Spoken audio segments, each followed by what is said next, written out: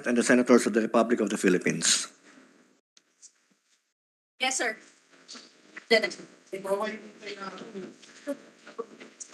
Oh, bagong tina.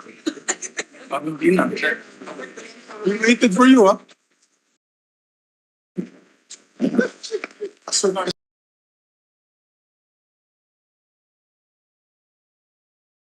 The first session of the Senate, the first regular session of the 19th Congress is hereby called to order. May we request our majority floor leader rather, to lead us into prayer. Let us put ourselves in the presence of the Lord. Dakilang Diyos, Ama naming sumasalangit, kami po'y nagpapakumbaba at lumalapit sa iyong trono ng biyaya. Inaamin na kung wala po kayo sa amin, wala po kaming magagawa. Ngayong araw pong ito, naninikluhod ang aming mga puso at humihingi ng tawad sa anumang kasalanan, sa isip, sa salita o sa gawa. Patawarin niyo po kami, linisin niyo po kami ng iyong banal na dugo na nabuho sa krus ng Kalbaryo at damitan mo po kami ng damit ng katwiran upang kami makalapit sa iyong trono ng biyaya. Panginoong Hesus, ikaw po ang maggabay sa bawat isa sa amin, magbigay ng katalinuhan, kalakasan, upang magampanan namin ang aming mga tungkulin bilang mga alagad mo at bilang mga lingkod bayan ng aming minamahal na Pilipinas. Panginoon, ikaw ang sumama sa amin ngayong araw na ito at pagpalain mo ang bawat Pilipino, hindi lamang sa Luzon, Visayas at Mindanao, kundi sa apat na sulok ng daigdig. Maingat po naming ibinabalik sa iyo ang lahat ng kapurihan, kaluwalhatian at karangalan. Sa tanging pangalan po ng aming Panginoong Hesus, ang lahat po'y makiisa at magsabing Amen. Amen. Ang galing naman ng majority. Secretary, please call the roll of members.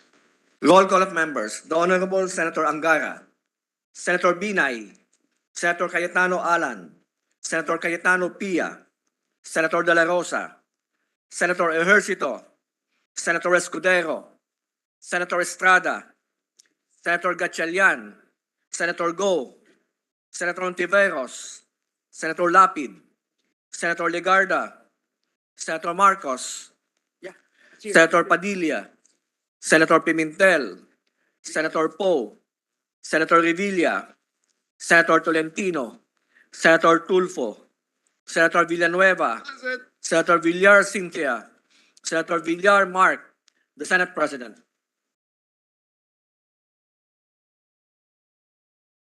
With 22 senators present, Chair declares the presence of a quorum. Thank you, Mr. President. Mr. President, this juncture, I move that we dispense with the reading of the journal of the 60th session, Monday, March 13, 2023, and consider the same as approved. Before I do that, I made a mistake. It's 20 senators present, rather. Thank 20 you. senators present. Yes, Mr. President. Move There for the being no previous objection, the motion's approved. Thank you, Mr. President. This juncture, before we proceed with the reference of business, may I be allowed, Mr. President, to welcome guests in the gallery, guests of our dear colleague, Senator J.V. Ejercito, and this representation, our good friend, our compadre, Governor Bons Dolor of Oriental Mindoro, and his wife and company. We welcome them, Mr. President. Welcome to the Senate, Governor. Also guests of Senator Jinggoy Estrada, Mayor Ayoy Resuelo of San Carlos City, Pangasinan. My compadre, welcome to the Senate. Guests of Senator Grace Poe, Del Carmen, Siargao, Mayor Alfredo Matugas Coro, Captain Mike Aquino. Also Welcome to the Senate, Mayor. with us, Mr. President, guests of Senator Jinggoy Estrada, Brigadier Staff Pilot Khalifa Buti Tani Al-Shamsi, and delegates from the National Defense College of United Arab Emirates, Colonel Cesar Fernandez, Philippine Defense Attaché to UAE, Dr. Alan A. Lachica, Vice President for Academic Affairs and Dean of the National Defense College of the Philippines. We welcome all of them in the House of Welcome. this chamber, Mr. President. Welcome the visitors from United Arab Emirates. Welcome to the Philippines. Welcome to the Senate. We suspend session for 1 minute so that we Yes, can approach Mr. the President. guests. Thank you, Session Mr. suspended. President.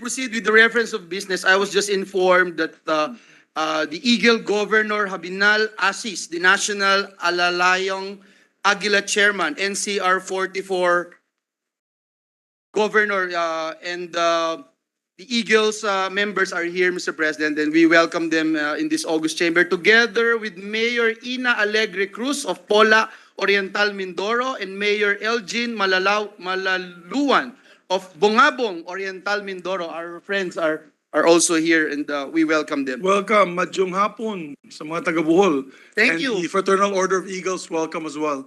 Thank you, Mr. President. At this juncture, I move that we proceed with the reference of business.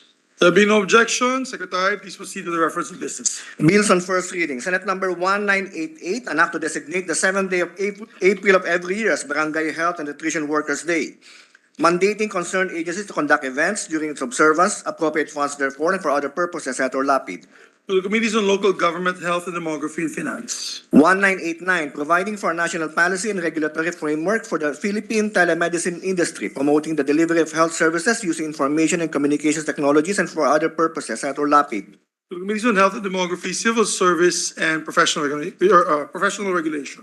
1990, requiring all national, regional, and provincial government tertiary hospitals to establish, operate, and maintain a dialysis ward or unit in their respective hospital to provide free dialysis treatment to indigent patients, Senator Lapid. To the Committees on Health and Social Justice and Finance. 1991, providing for the national framework for the development and regulation of the Philippine midstream natural gas industry, appropriating funds therefore and for other purposes, Senator Villanueva. To the Committees on Energy, Waste and Means and Finance. 1992, promoting a low-carbon economy, establishing for this purpose an emission trading system and implementation mechanism to achieve national climate targets, Senator Ligarda.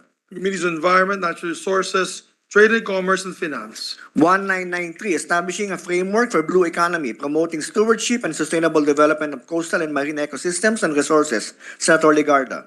To the Committees on Economic Affairs, Environment and Finance. Resolutions. Proposed Senate Resolution 539, urging the Philippine government to immediately fulfill its treaty obligations under the CEDAW and provide just and meaningful reparations to the comfort women and their families, Senator Ontiveros. Committees on Foreign Relations, Women and Children, Family Relations. 540, directing the appropriate Senate committee to conduct an inquiry on the environmental, livelihood, health, and tourism impacts of the oil spill in Oriental Mindoro, with the end in view of encouraging oversight from all government agencies, Senator Ligarda.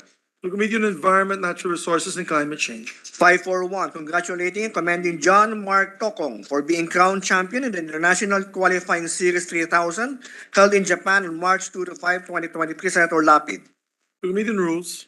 542, congratulating and commending the Philippine wrestling team for bagging 1 gold, 5 silver, and 5 bronze medals in the 2022 Southeast Asian Wrestling Championships held at Phnom Penh University, Cambodia on December 16 to 18, 2022, Senator Lapid. To the Committee on Rules. 543, congratulating and commending the Philippine team for emerging with 4 gold, 1 silver, and 6 bronze medals in the 2022 Asian Kickboxing Championships held at Bangkok Youth Center, Thailand, Senator Lapid. To the Committee on Rules. Majority Leader.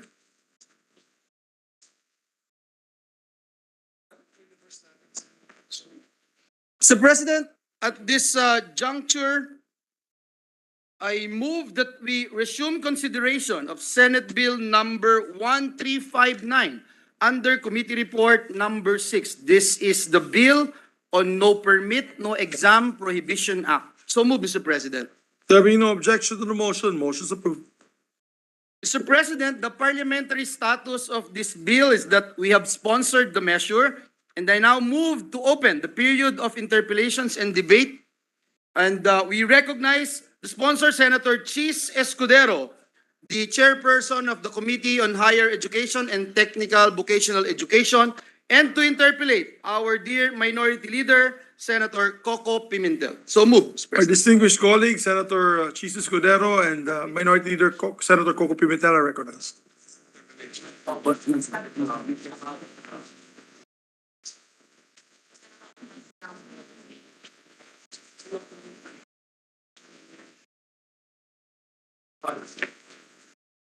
Maybe we can suspend a minute so that the Mr. sponsors President, can ask for a prepare. Session suspended.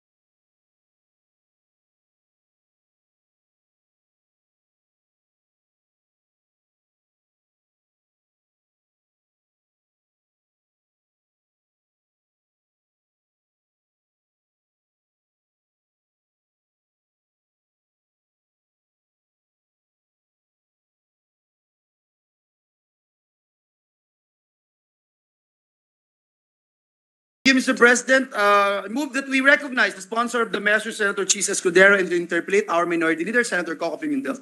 So move, Mr. President. Yes, we Thank you, recognize. thank you. With the permission of our hardworking sponsor, Mr. President. Yes, we have lined up, I think, 5 of his committee reports for today's session.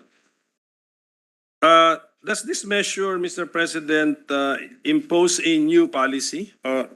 Is there still no policy like this, Mr. President, as of the moment? There is a policy by CHED, however, it is merely persuasive and not mandatory, Mr. President, Your Honor. It becomes mandatory when you impose penal sanctions or provisions via a law.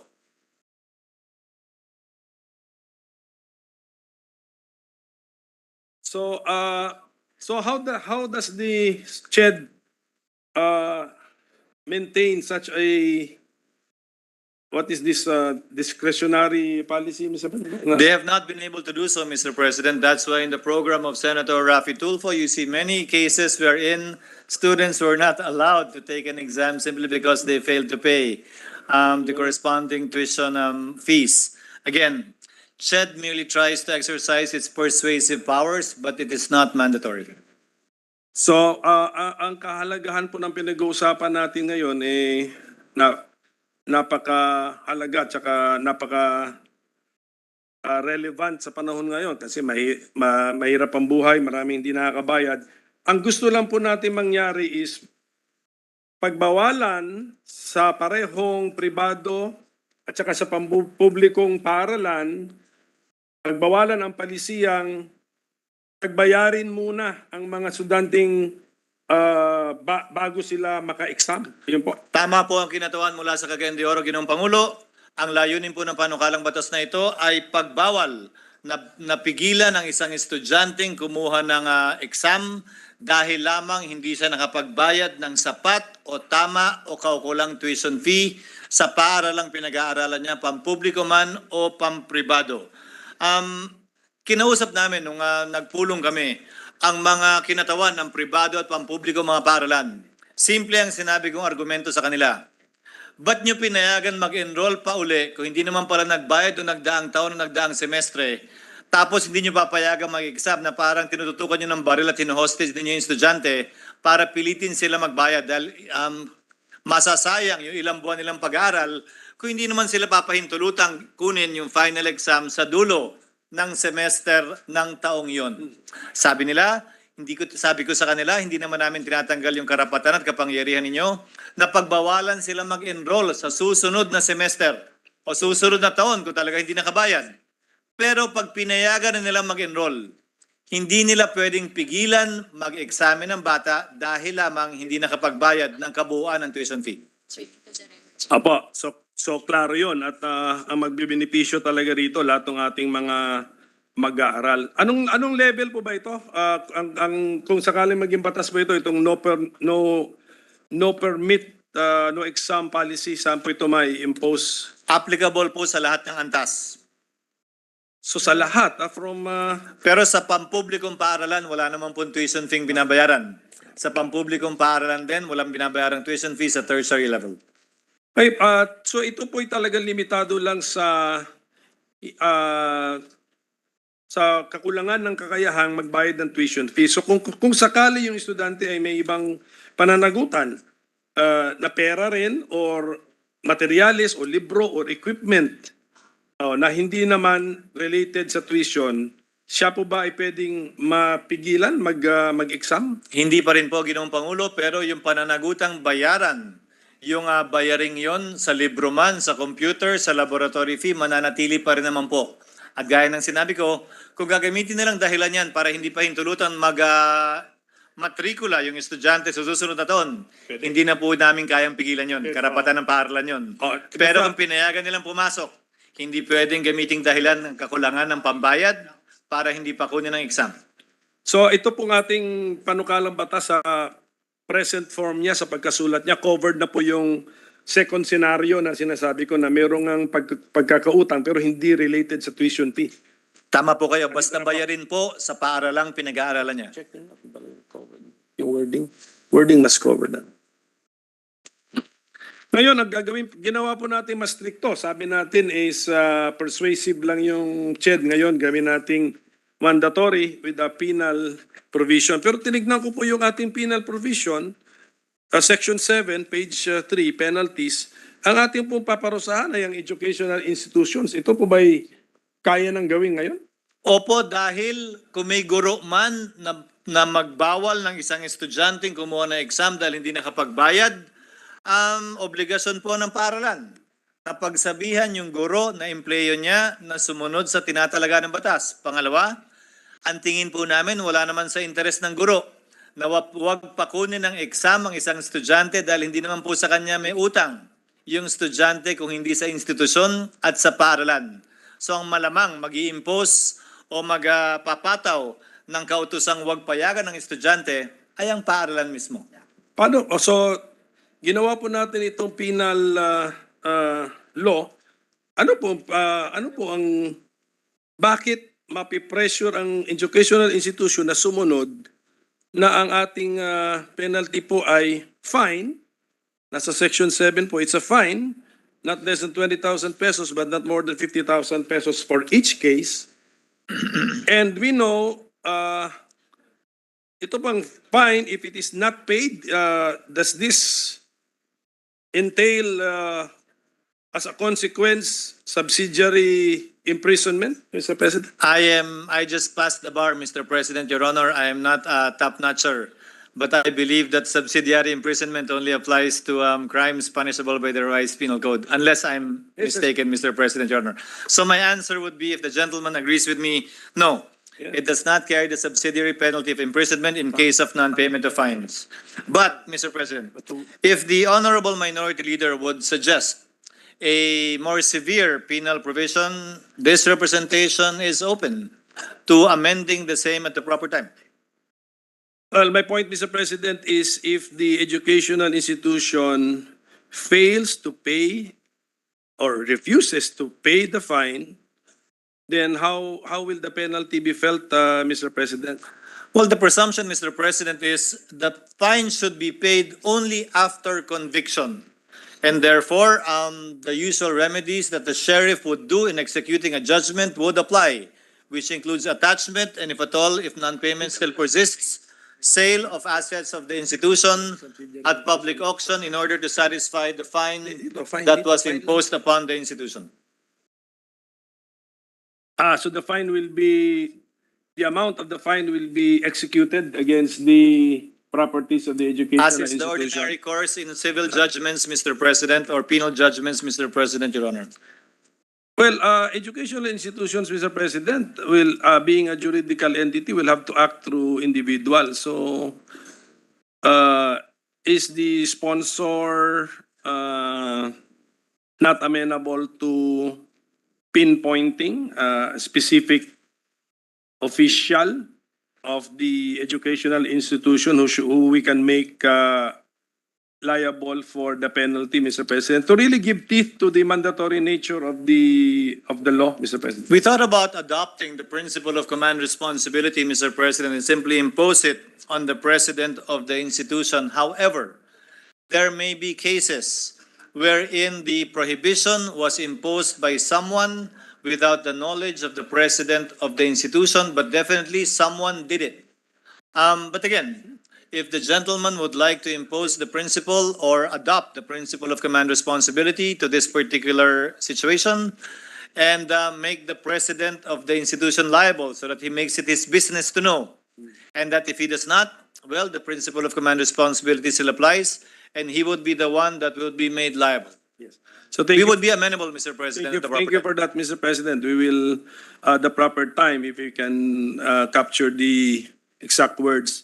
And also, and maybe also that person specifically responsible for violating the policy. Because if there's a policy, then it should be well disseminated also in the educational institution, Mr. President. Again, following the principle of command responsibility, it is his job, Mr. President, Your Honor.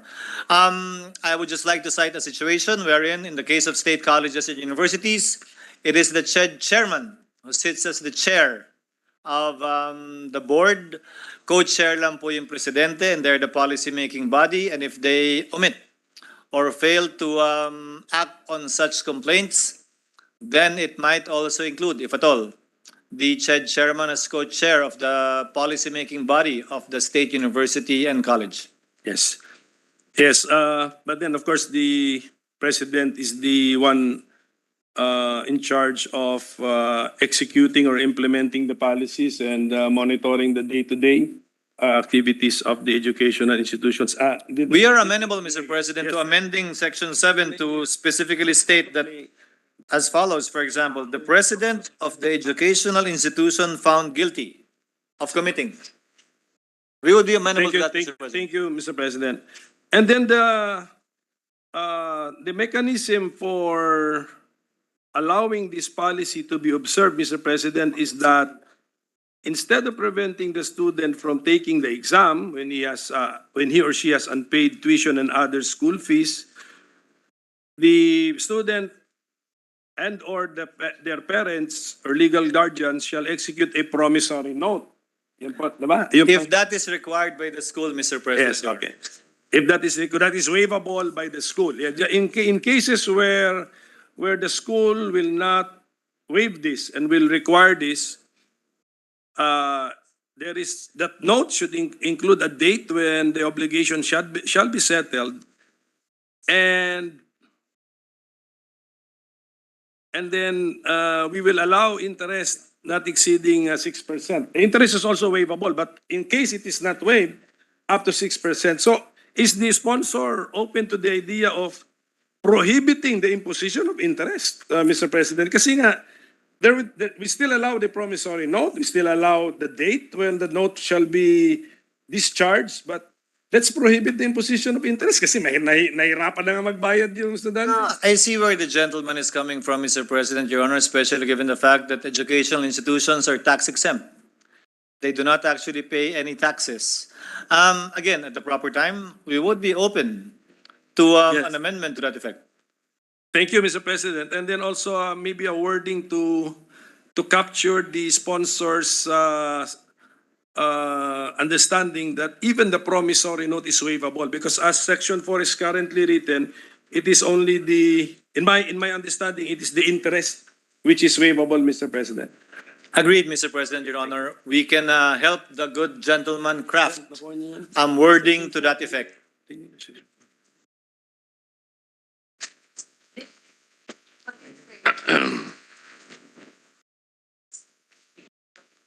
And then, Mr. President, Section 5, Paragraph D about the possible court action.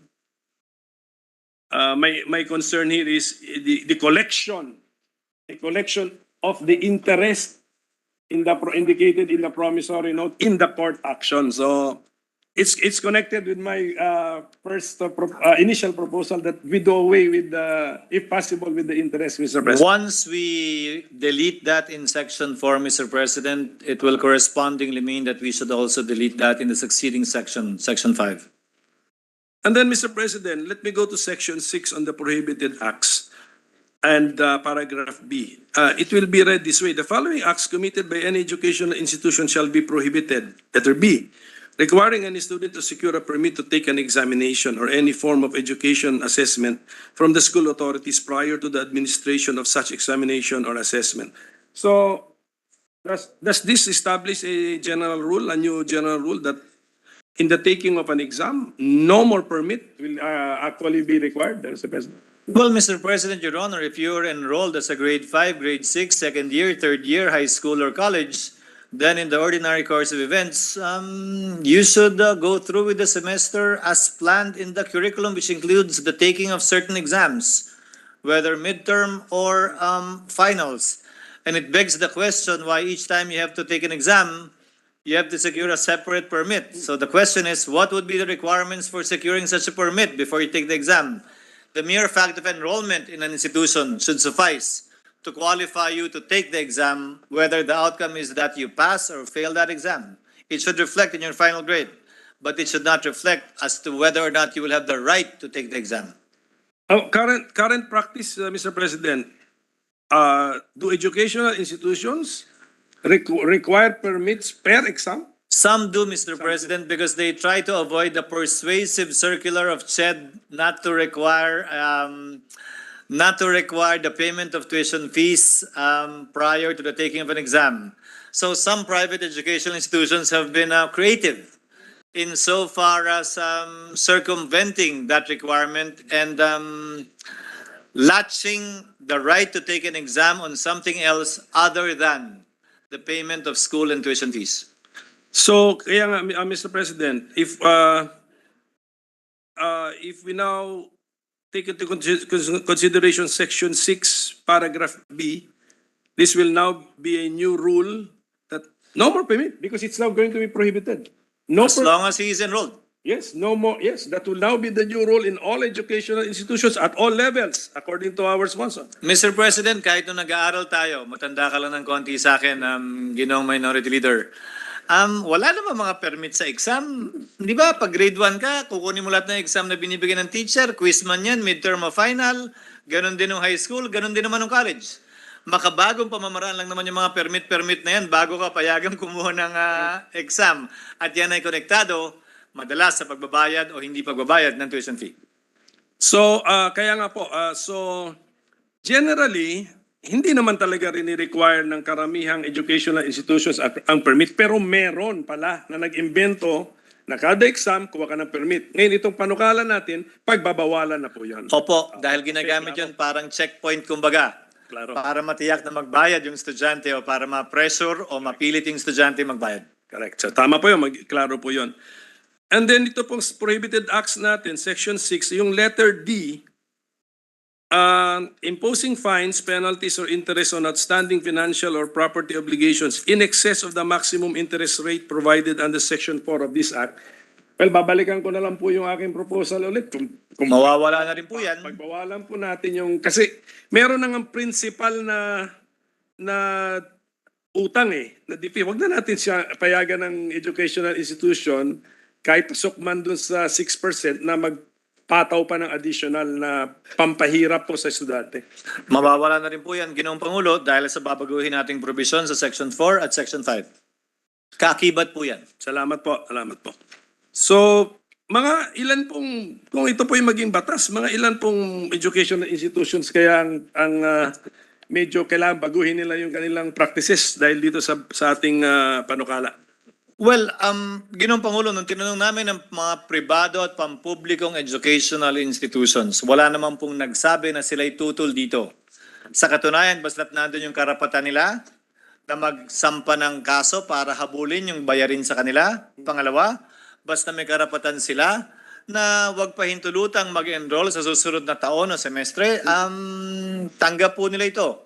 Dahil inamin naman din po nila, pinayagan nilang pumasok maski na hindi nakabayad dapat patapusin nila yung semester man lang. Opo, sangayon po ako doon. Nung tinanggap na, siyempre may reasonable expectation na talaga yung mag-aaral na makatapos siya. And then, hindi naman siya mapipinalize because of poverty or financial difficulties, Mr. President. Naniniwala ako, Ginoong Pangulo, na wala namang budel-budel na estudyante o kung meron man, konti lang at wala namang balasubas na magulang na pipilitin lamang mag-aaral yung anak niya nang walang intention magbayad. Talagang kapos lamang siguro at hindi pinalad na magkaroon ng sapat na pera para magbayad ng tuition fee. Wala po tayong, sa committee hearing po natin, wala po tayong educational institution na nag-report na posible silang bumagsak kung maging batas ito dahil mas marami silang estudyante na natanggap nila pero tapos ay hindi natuloy, hindi magbabayad o hindi makabayad at mapipiligro po yung kanilang financial situation. Ito ay aplikable po sa mga pampribadong institusyon at wala po silang binanggit na gano'n sa aming pagdinig. Sa katunayan, ang sinabi nila, suportado nila ang intensyon ng panukalang batas, subalit ayaw nilang tanggalan sila ng karapatang habulin labas sa hindi pagpahintulot o hindi pagbabawal na mag-exam ang estudyante kung anumang bayarin na kailangan bayaran sa kanila. Pero nasabi po ba nila, Mr. President, sa hearing na talaga bang interesado pa silang pagkakitaan pa ng interest yung mga halagang hindi nababayaran? Hindi po napag-usapan, subalit pumayag sila sa 6% na nakasaad sa bersyon ng bill, Ginong Pangulo, Ginong Minority Leader. Opo, so kasi ang aking plano is yung 6 magiging 0 na po yung 0%. Kasi I mean, I'm sure maintindihan naman siguro po nila, hindi naman sila siguro na ang habol nila ay pagkakitaan pa ng interest yung hindi po nababayaran. So, This representation is no objection, Mr. President, in the spirit of fair play and helping the needier segments of our society in this country. Perhaps their only objection would be in the sense by way of unjust enrichment, but clearly the parents of the students are poor who cannot pay the tuition fee, and they will not in any stretch of the imagination would be enriched by the non-payment of interest. so thank you, Mr. President. I think this measure deserves our full support kasi ang dami na rin naman nating, di ba? Ang dami naman nating, meron tayong educational assistance sa DSWD. Meron tayong mga CHED financial assistance. Ang dami. So ito isang paraan lang din na tulungan yung talagang mahirap or nahirapan ng panandalian. So this measure, Mr. President, deserves our full support. And it applies just to public or private educational institutions at all levels. That is correct, Mr. President. Klaro po yun. And ang ano is no more permit or a permit-like, maybe or a permit-like system where the intention is to force the student to pay some unpaid obligation, whether tuition related or not, before he or she can take the exam. That is correct, Mr. President, Your Honor. Whatever nomenclature the educational institution would like to use, whether it's called a permit or what have you, this will be deemed prohibited should the law be passed. So thank you, Mr. President. Thank you to our sponsor for his patience. He helped us a lot understand the pending measure and its importance, Mr. President. Thank you. Thank you very much. Thank you, Mr. President. Mr. President, there being no other member who wish to interpolate and ask further questions, I move that we close the period of interpellations and debates. There be no objection to the motion. Motion is approved. Kaya ko nang gawin. Mr. President, with the consent of the body, I now move to open the period of amendments. So move, Mr. President. There being no objection, motion is approved. Mr. President, with no committee amendments, considering that this is a substitute bill, I move that we open the period of individual amendments. Period of individual amendments is open. Mr. President, I move that we recognize Senator Chis Escudero as sponsor of the measure for individual amendments. Senator Escudero is recognized. Thank you, Mr. President. Upon prior discussion with the distinguished minority floor leader, may we propose the following amendments.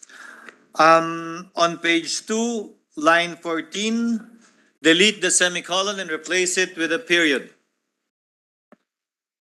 So move, Mr. President. There be no objection to the amendments approved. On page 2, section 4, lines 5 to 8, delete lines 5 to 8, Mr. President. So move, Mr. President. There be no objection to the amendments approved. Ano yun? On page 3, section 5, Wait, can I ask first? Minute suspension. Ano yun?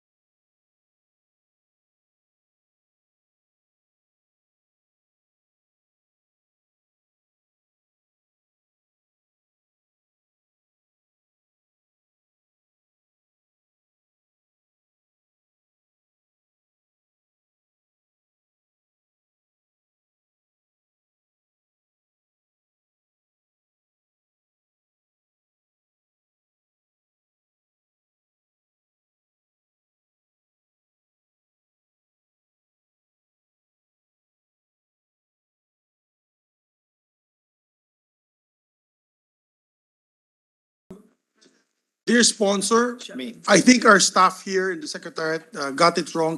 Is it 15 to 18 or 8? 15 to 18, Mr. President, Your Honor. Not 5 to 8. Okay, 15 to 18. Delete. Okay. Please continue. Antecedent amendment, Mr. President, Your Honor, on page 2, line 12, in lieu of the word shall, delete the word shall and replace it with the word may. There being So no move, Mr. objection, President. amendments accepted. On page 3, section 5, lines 3 to 6, beginning with the word provided and ending with the word act period, delete the same. There being no objection, motion is approved. On section 7, page 3, line 21, before the word educational, insert the phrase the president of the. So move, Mr. President. There being no objection, amendments approved. Ko, okay ka na? Ko. No further amendments, Mr. President, Your Honor. Yung huli niya, ito. There be no further amendments, will there be a motion to close? Okay. Yes. Ask for a minute suspension. Session suspended.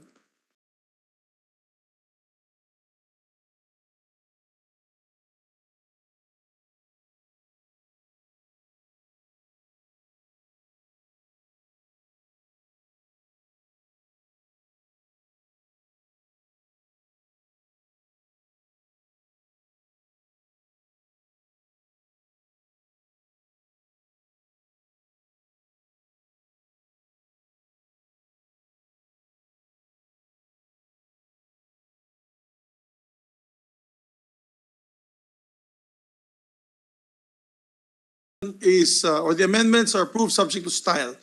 Will there be a motion from the majority floor leader to close? Yes, Mr. President. Mr. President, there being no other member who wish to interpolate, who wish to introduce individual amendments, I move that we close the period of individual amendments. So move, Mr. President. There being no objection to the motion, motion is approved.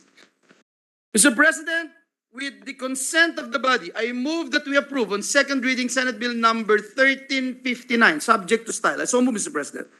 There being no objection to the motion, Senate Bill number 1359 is approved on second reading. Yeah. Item 4,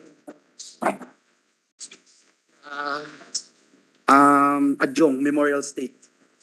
Mr. President, at this juncture, I move that we suspend consideration, Mr. President. Sorry, I move we suspend consideration of Senate Bill number 1359 under Committee Report number 6. So move, Mr. President. The Senate Bill, without any objection for our colleagues, Senate Bill number 1359 is suspended.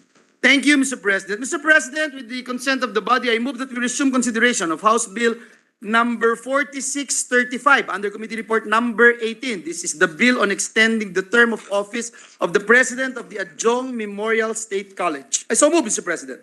There being no objection, motion is approved. Mr. President, the parliamentary status of the measure is that we have sponsored the measure. I now move to open the period of interpellations and debate and recognize the sponsor, Senator Chis Escudero, and to interpellate our minority leader. So move, Mr. President. Our distinguished sponsor, Senator Escudero, is recognized, and our minority floor leader, Senator Coco Pimentel, is recognized as well. Thank you, Mr. President. With the permission of our esteemed colleague, our chairman and sponsor, I'd like to ask just a few clarificatory questions on this very curious bill, Mr. President. It would be an honor, Mr. President, Your Honor. And I use the word curious, Mr. President, because there is already a law. There's a law, RA 8651, passed in 1998, is later than RA 8292, passed in 1997. And yet, we still have this problem, Mr. President, that RA 8651, A later law. with a later law, is not compliant with the earlier law. So how did this happen, Mr. President?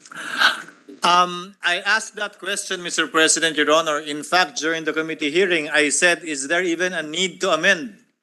Or can they simply comply with the earlier law? But according to them, it has been a source of misunderstanding, conflict, and confusion in this state university and college. Therefore, the need to clarify the term of the president. Clearly, Mr. President, this was done because of an omission at that time by the Committee on Education. Hindi pa siya yata nahahati sa basic and higher education at that time, both on the part of the House and on the part of the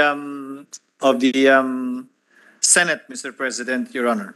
So among all the state colleges, Mr. President, it would only be the Adyong Memorial State College whose president has at the term of 3 years, and all the rest 4 years na. Yes, Mr. President, Your Honor, except for those. The only term clarifications or extensions that we usually do is whenever a state college is converted into a university.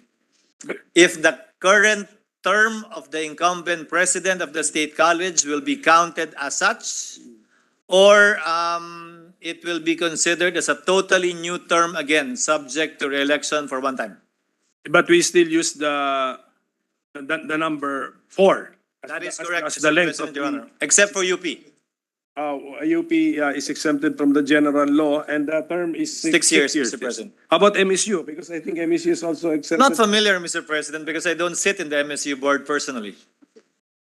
So thank you for that, Mr. President. And then, so on the substance of the bill, the bill mentions that the president shall render full-time service. Isn't full-time already a requirement under RA 8292, Mr. President? Yes, Mr. President, they just copied it.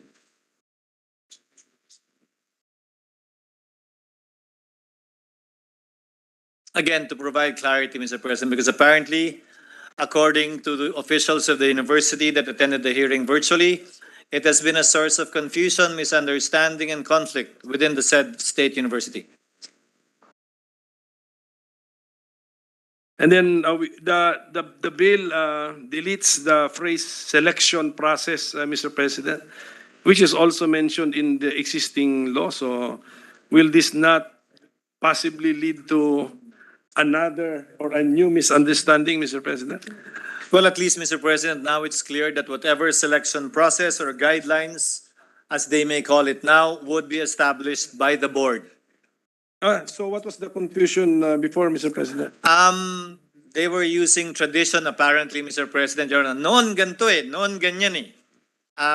Referring to the selection process used in previous years when they chose the president of the university. This time there will be a search committee, Mr. President. And the board will set the guidelines for the creation, guidelines, and procedures of such search committee, similar to what is done in the University of the Philippines, Mr. President, Your Honor. It's the board that sets it. Okay, so during our committee hearing, Mr. President, on this measure, was there any other matter which could lead to a misunderstanding or which is a source of misunderstanding as of the moment? So that we will comprehensively address all of these concerns, Mr. President. Well, Mr. President, ika nga nila, abangan natin ang susunod na kabanata. But I will not be as entertaining anymore because I asked them that very same question during the hearing. Meron pa ba? Dahil baka mamaya, bukas makalawa, babalik na naman kayo para sa hindi na naman pagkakaunawaan, nakakailanganin na naman ng pagpasa namin ng panibagong panukalang batas para amendahan ang inyong charter. The answer given to me off the record, Mr. President, was at this time, with the emphasis on at this time, wala daw po. So okay na po, Mr. President. I think that has been clarified. Siguro, although we passed a later law, sometimes these things happen. No? We were probably we forgot the principle contained in an earlier law. So nakalusot. Anyway, this is just an exception lang naman to this. Does not happen most of the time, but sometimes this Well, happens. Mr. President, Myrna Feliciano would be proud. Our teacher in statutory construction. The CHED law was a general law. This is a specific law applying to a particular university, although it's a later law. Nakalimutan ko yung tamang sagot na tinuro sa atin ni Professor Myrna Feliciano at that time. But there are always exceptions to the rule. That's why I tried to convince them that it is not necessary. That the earlier law, although earlier it may be, should be followed. But they requested that this bill be passed nevertheless, and I acceded to it. Yes, because it actually destroys the overall plan or design for state colleges, Mr. President. So, Exactly, Mr. President. nakasulat na doon so Presidente has obligation, these are duties, and then the term is 4 years, Mr. President. So, thank you again for the patience of our sponsor, Mr. President. At least we have been clarified, and siguro notice to us all legislators to be conscious of existing law as well as of a law giving the general plan or design or overall pattern or scheme for a certain sector of our society like state universities and colleges. So meron ng general rules diyan sa kanila. So all should follow, otherwise masisira-sira na naman. Mr. President. Thank you. Agreed, Mr. President, Your Honor. We will be circumspect when it comes to dealing with similar pieces of legislation. Thank you, Your Honor. Thank you, Minority Leader. Thank you, Mr. President. Mr. President, there being no member wish to interpolate, I move that we close the period of interpellations and debate. So move, Mr. President. There being no objection, motion is approved. Mr. President, with the consent of the chamber, I now move to open the period of amendments. There being no objection, period of amendments are open. Mr. President, I was told that there are no committee amendments, so I move that we open. There is? There are, I believe. Yes, on the committee report, there's the committee amendments. Maybe we could just read them for the record. Mr. President, I move that we open the period of amendments and move that we recognize the distinguished sponsor of the measure, Senator Chis Escudero. The sponsors recognized. May we propose the following amendment, Mr. President, Your Honor. On page 1, section 1, lines 1 to 10, for the amendment to read as follows. Section 1, Section 9 of Republic Act number 7935 as amended by Republic Act number 8651 is hereby further amended to read as follows. Quote, Section 9. The State College shall be headed by a president who shall render full-time service. The president shall be appointed by the board subject to its guidelines, qualifications, and standards, and upon the recommendation of its duly constituted search committee for a term of 4 years, eligible for reappointment for another term. So move, Mr. President. There being no objection to the amendment, amendments approved. Finally, for the title of the bill, Mr. President, to now read as follows. An act extending the term of office of the President of the Adyong Memorial State College from 3 years to 4 years in accordance with Republic Act number 8292, otherwise known as the Higher Education Modernization Act of 1997, further amending for the purpose Republic Act number 7935 as amended by Republic Act number 8651. So moved, Mr. President. There being no objection to the motion, amendments approved. No further amendments, Mr. President. With that, I move that we close the period of committee amendments. So move, Mr. President. There being no objection, committee amendments and period of amendments are closed.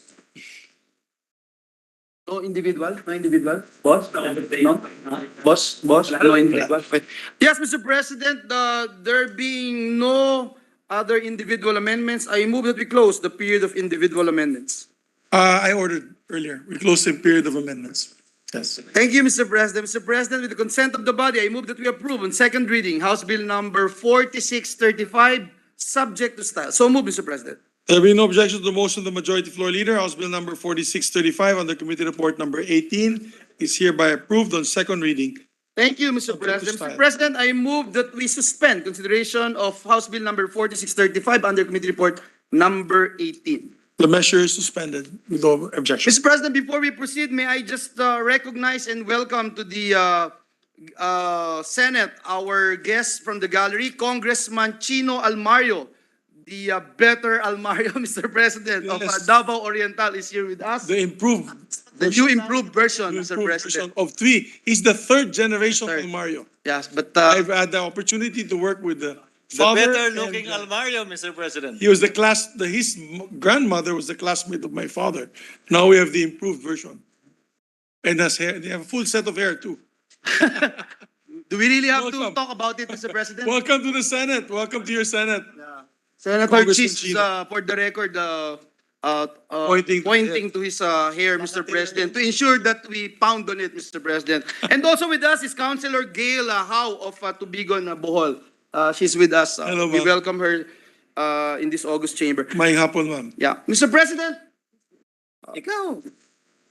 Okay. Mr. President, I move that we resume consideration of Senate Bill number 1864 under Committee Report number 26.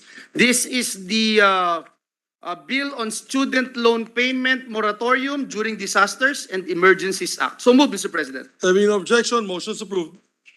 Mr. President, the parliamentary status of the measure is that we have sponsored the measure and now move that we open the period of interpellations and debate.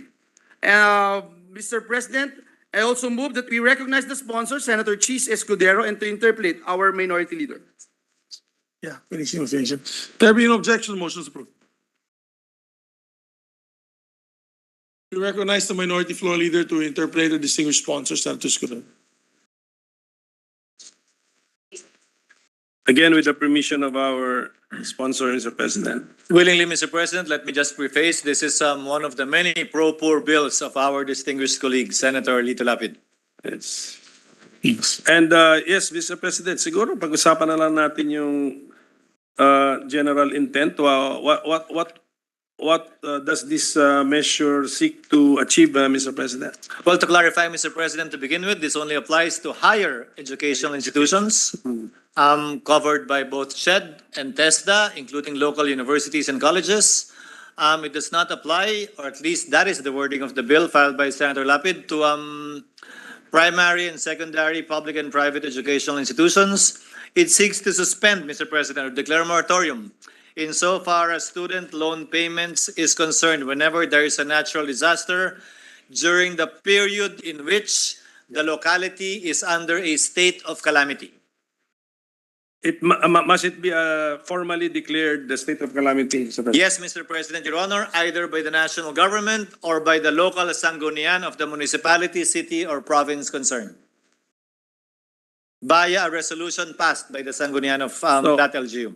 And the subject matter would be the student loans. Ito lang po yung pinag-usapan dito. Tama po ba yan? That is correct, Mr. President, Your Honor. Kung meron man sila. Kung meron man, opo. At kung yan po ay student loan sa pamahalaan, national man o lokal o sa pribadong paaralan, National. covered po yan. Okay. So, yes po, Mr. President. So, naklaro na. Ang benepisyo ay sa mga mag-aaral, estudyante sa mga college level, institutions of higher learning, and then in case merong kalamidad sa lugar na formally declared, meron po tayong moratorium or tigil, legal na pagtitigil sa pagbabayad sa kanilang mga utang na sino po ang kreditor sa utang na yun? Pamahalaan man, kung meron silang study now, pay later program, tulad na nakita natin sa nagdaang panahon, o yung pribadong institusyon po, o kung hindi man, kung may pumasok sa financing scheme para po sa pagpapautang sa pagbabayad ng tuition fee ng estudyante sa pampribado o pampublikong paaralan, saklaw po ito ng panukalang batas. Sa United States po, malaki po itong mga student loans nila kasi talagang umuutang yung mga nag-aaral sa institutions of higher learning para makatapos. Dito po ba sa Pilipinas, mga ilan po ang rehistradong students in higher education institutions, public, private, and local, who have existing student loans, Mr. President. Unfortunately, Mr. President, Your Honor, CHED does not and did not have any data comprehensive enough to cover the entire country. I guess they have to go through an institution by institution basis, which they have not done thus far. So we have no idea the number of potential beneficiaries under this measure as well as the amount involved. No? Kasi nagbabago rin naman po yung amount. No idea, Mr. President, but I'm sure it's not as large, even on a pro rata basis, as that which they have in the United States. Given that it's not that easily accessible and not too many institutions, both public and private, offer loans to poor but deserving students in order to pay their corresponding tuition fees. Speaker dito. Hindi marinig dito. Thank you, Mr. President. I just have a problem, Mr. President, on the phrasing of found in Section 5, but actually the end part of Section 5 found on page 4, lines 1 to 6.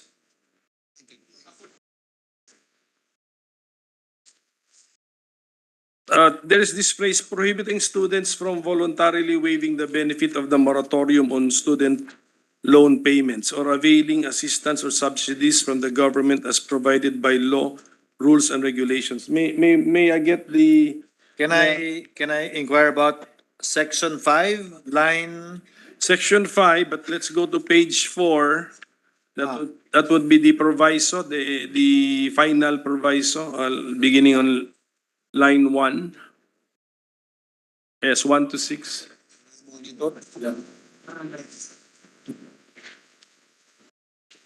So that provided finally that nothing in this act shall be construed to prevent public or private HEIs or TVIs from implementing more favorable forms of payment, relief, or assistance to their students. Klaro po yun. But itong second part po, prohibiting students from voluntarily waiving the benefit of the moratorium on student loan payments or availing assistance or subsidies from the government as provided by law, rules, and regulations. We are amenable to deleting that particular provision, Mr. President, but the intention was, just for the record, to prevent any HEI from cajoling, convincing, or pressuring the student to agree to waiving his rights under this act. That was the intention, Mr. President. But then again, we are amenable to deleting Yes. the phrase after the word, from beginning with the word prohibiting The- until the word before the comma, payments. Mr. President, I don't think we need to delete. Siguro, we can capture the original intent. And nahirapan lang po tayo because a double negative was used, Mr. President. Monitor po. So, Tingnan na mamaya pag-break. so we can still, I think we can still capture the intent of the author. Then we can just amend it, Mr. President, to provide a proviso, meaning after, if the gentleman is amenable, after students, comma, on line 4, provided Ayan. that students cannot waive the benefit of the moratorium on student loan payments or availing assistance or subsidy, blah, blah, blah. We can make, Yes, yes. At least, what is important is that the sponsor, Mr. President, is amenable to rephrasing, but still capturing the original intent of our author, Mr. President. So, I think that's my last point, Mr. President, because who can be against this bill? Ang ganda naman ng intent nito na, tsaka very, very narrow, very, anong tawag mo dun? Very specific instances, formally declared states of calamity, and then what would be the benefit is a moratorium on the payment of student loans for students in higher educational institutions. So it's a very, very specific benefit for which is available in very specific instances, Mr. President. So siguro last point na lang, Mr. on the styling, page 3, section 5, which starts like there shall be a moratorium on the enforcement of payment of all fees. So maybe if we can be more direct, if it could be a moratorium on the payment. Page, Not- ano, Mr. President, section 3. Page 3, section 5, line 21 to 20, lines 21 to 22. There shall be a moratorium on the enforcement of payment of all fees, etc. So Payment. if the moratorium could be on the payment, not the enforcement. Agreed, Mr. President. We will propose the corresponding amendments during the period of individual amendments. So that would be all, Mr. President. So thank you again for the patience of our Thank you. sponsor. Majority Leader. Thank you, Mr. President. Thank you to our Minority Leader and distinguished sponsor. Mr. President, there being no other member who wishes to interpolate, I move that we close the period of interpolations and debate. Is there an objection? Hearing none, the motion is approved.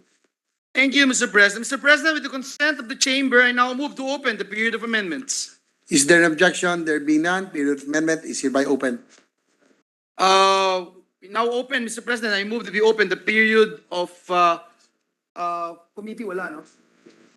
There are no committee amendments, Mr. President, so I now move, and considering that this is a substitute bill, I now move that we open the period of individual amendments. Is So there moved, an Mr. objection? There being none, motion is approved. President, I move that we recognize Senator Chis Escudero for individual amendments. The sponsor, Senator Escudero, is recognized. Upon prior discussion and agreement with the distinguished minority floor leader, may I be authorized by the distinguished minority floor leader to propose the following amendments, Mr. President, Your Honor. On page 3, line 22, after the word "the," delete the phrase "enforcement of." So move, Mr. President. Is there an objection? There being none, amendment is approved. Therefore, lines 1 and 2 should now read, there shall be a moratorium on the payment of all fees, charges, and costs relating. Is there an objection? There being none, amendment is approved. Second amendment, Mr. President, on page 4, line 4. After the comma following the word students, delete the phrase prohibiting students from voluntarily waiving, and in lieu thereof, insert the following.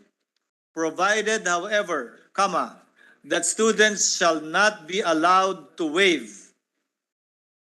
So move, Mr. President. Is there an objection? Hearing none, amendment is approved. No further amendments, Mr. President. Mr. President, that is the Mr. President, the minority is Yes, what's the pleasure of the minority leader? Let the amendment stay, but for styling purposes, we have to change siguro page 4, line 5, we change the word availing to avail.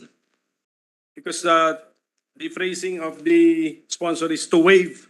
That is correct. We submit, Mr. President, Your Honor. So, or availing becomes or to avail, Mr. President. Yes. Thank you. What does the sponsor? Agreed, Mr. President. No objection, Mr. President, Your Honor. Is there an objection? The amendment is approved. That is the extent, Mr. President, of the individual amendments. I now move to close the period of individual amendments. So move, Mr. President.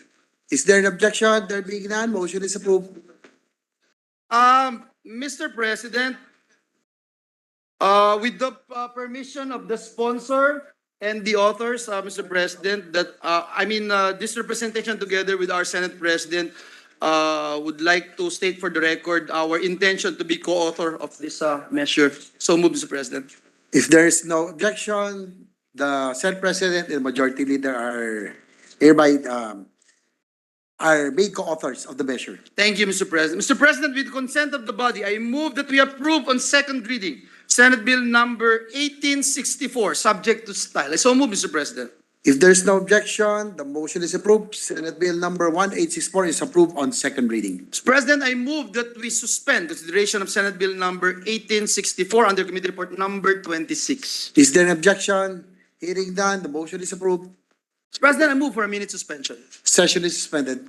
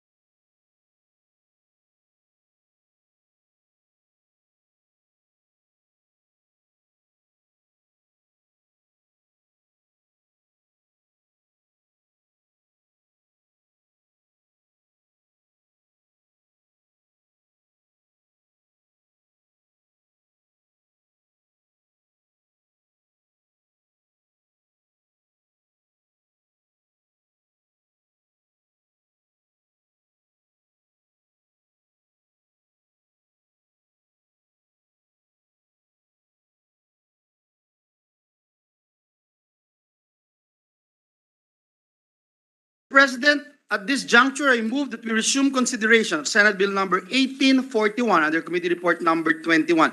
This is strengthening the conservation and protection of Philippine cultural heritage. So move, Mr. President. There being no objection to the motion, motion is approved. Sir President, the parliamentary status of the measure is that we close the period of interpellations and debate. I now move to open the period of amendments and recognize the chairperson of the Committee on Culture and Arts, our Senate President pro tempore, Senator Lauren Legarda. I so move, Mr. President.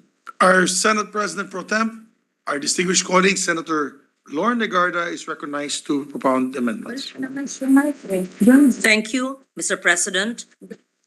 Majority Leader, in accordance with Rule 29, Section 82, Paragraph 2 of the Rules of the Senate, with the consent of the body, I move that we amend the bill in the nature of a substitute by striking out all the text after the enacting clause and inserting the language or text contained in the substitute bill as distributed earlier today with a copy thereof filed by our Bills and Index Service. I so move, Mr. President.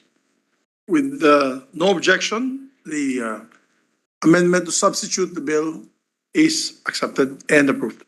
Thank you, Mr. President. Mr. President, I move that we recognize Senator Lauren Legarda for her individual amendments. And for the record, the working draft would be the copy of the bill with notation amendment in the nature of a substitute bill filed with our Bills and Index on March 14, 2023. There being no objection to the motion, we'd like to first recognize the Minority Floor Leader. This has nothing to do with the substance of the amendments, Mr. President, but just our procedure. So, and sorry for this late reaction because I went over my paper. So, Committee Report number 21. This is the matter on the floor, Mr. President. And I'm looking at the committee report. This is already the bill submitted under the said committee report is already in substitution of original bills. So, There's a double substitution. so what is happening here now? And then we are now in the period of we just went into the period of individual amendments. So Yes. what happened, Mr. President? So I we'll have believe the usual procedure is once we allow substitution by substitution as a committee amendment, and therefore all the amendments thereafter are considered individual amendments. Yes, may I, Mr. President? There are no individual amendments yet. We're still in the period of individual amendments. I will await yes. the minority leader's individual amendments, which I already approved when we. Yes, we are not against the bill. We're not against the amendments. We're looking at the procedure. So the bill, the original bill which reached the Senate floor for discussion was already a substitute bill. And then what did we just do, Mr. President? We opened the period for committee amendments and then we substituted that bill. Do you substitute twice? No. We cannot substitute it. But the lesson. Pero okay naman ito. Once, Wala na akong gano'n rito. Para lang Why is he saying it's a substitute? Okay. The committee report was submitted to us, right, for discussion on the floor. And I believe that this time they have not yet substituted as a committee amendment on the floor. She only made that motion today, which under our rules allow. That's my point, Mr. President. Ito po, this is how the committee report goes. Committee report number 21. Okay. We amended by. At the last part, that the attached Senate Bill number 1841, prepared by the committees entitled, I will no longer read the title, be approved in substitution of Senate Bill numbers 117, 622, 1094, and taking into consideration House Bill number 5110 with Senators Binay, Legarda, Revilla Jr., and Ejercito as authors thereof. Yes, So what? that's the proper procedure. Because Correct. when you have And- the committee hearing, Right. when you have the committee hearings, you accept amendments on committee level, and then you substitute basically all those 5 bills that you mentioned with the one now committee report. So the wording is correct. You substituted. Yes, I'm going to my point, Mr. President. So Sorry. that is now the bill which reached the floor. Yes. since that is a substitute bill, there should no longer be a period for committee amendments. No. Individual amendment siya ng sponsor. There are two kinds of substitutions, committee substitutions and plenary substitutions where we are now. So So what what happened- happened was a committee substitution. But in the floor, we allow plenary substitutions. We've done that actually with several measures already. It's called the floor substitution. It's a floor substitution made during what period, Mr. President? And the amendments, period of amendments. Of individual amendments. Yes. Yes, yes. Nandiyan ba pagka sequence mo? I'm sorry? Was that the sequence we followed? Yes. So, on the motion, upon the motion of our sponsor, she moved for a comprehensive amendment by substitution during the period for individual amendments. Okay, yes. Yes. So, is that allowed, Mr. President? Basta Yes. that's clearly allowed? We've been doing that, we have precedence on that. Yes, we allowed within our rules. Thank you for that. Mr. She actually gave the exact, Yes, Mr. Ruling. President, that is in Rule 29, Section 82, Paragraph 2 of our rules, Mr. President. yes. Before we proceed, we'd just like to recognize Secretary Pascual is here as well. Yes, Mr. Of the President, DTI. of the Department of Welcome Trade back. and Industry. Welcome Industry, back, Mr. Secretary. Yeah. He is interested in passing o OTOP, Mr. President, so we will do it in a while. Move for the previous question, Mr. President. There be no objection, motion's approved. So no other amendments, Mr. President.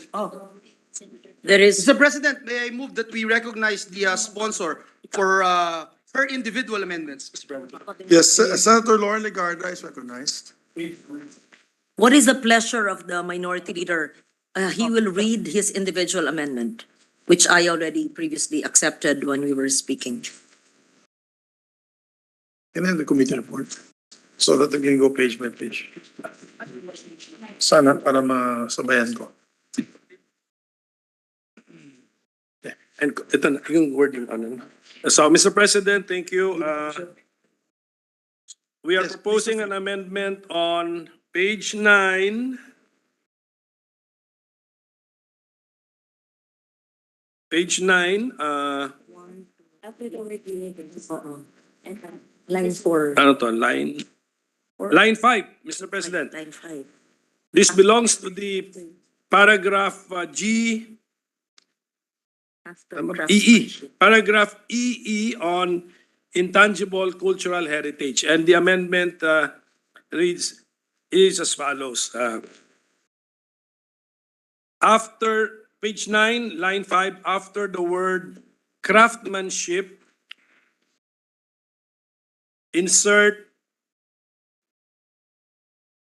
And the phrase number 6, and the number 6, customary. open and close parenthesis, the numeral 6. Customary systems for justice and child welfare. Period, Mr. President. We accept, Mr. President. Thank you. Thank you. The amendment's accepted. That would be all, Mr. President. I thank the good minority leader. He has enhanced the measure. I am grateful. Is there any other individual amendments? Mr. President, that is the extent of the individual amendments. So I now move to close the period of amendments. So move, Mr. President. There being no objection to the motion of the majority floor leader, the period of amendments is hereby closed. Thank you, Mr. President. Mr. President, with the consent of the chamber, I move that we approve on second reading Senate Bill number 1841 as amended, subject to style. So move, Mr. President. There being no objection to the motion, Senate Bill number 1841 under Committee Report number 21 is hereby approved on second reading. Congratulations, sponsor. Thank you, Mr. President. Thank you, Thank colleague. you. Thank you. Mr. President, I move that we suspend consideration of Senate Bill number 1841. I so move, Mr. President. There being no objection, the motion is approved. So, Mr. President, with the permission of the body, I move that we resume consideration Senate Bill number 1594 under Committee Report number 14. This is the bill on One Town, One Product, OTOP, Philippines Act of 2022. So move, Mr. President. There being no objection, motion is approved. Thank you, Mr. President. Mr. President, the parliamentary status of the measure is that we close the period of interpellations and debate. I now move to open the period of amendments. So move, Mr. President. There being no objection, motion is approved.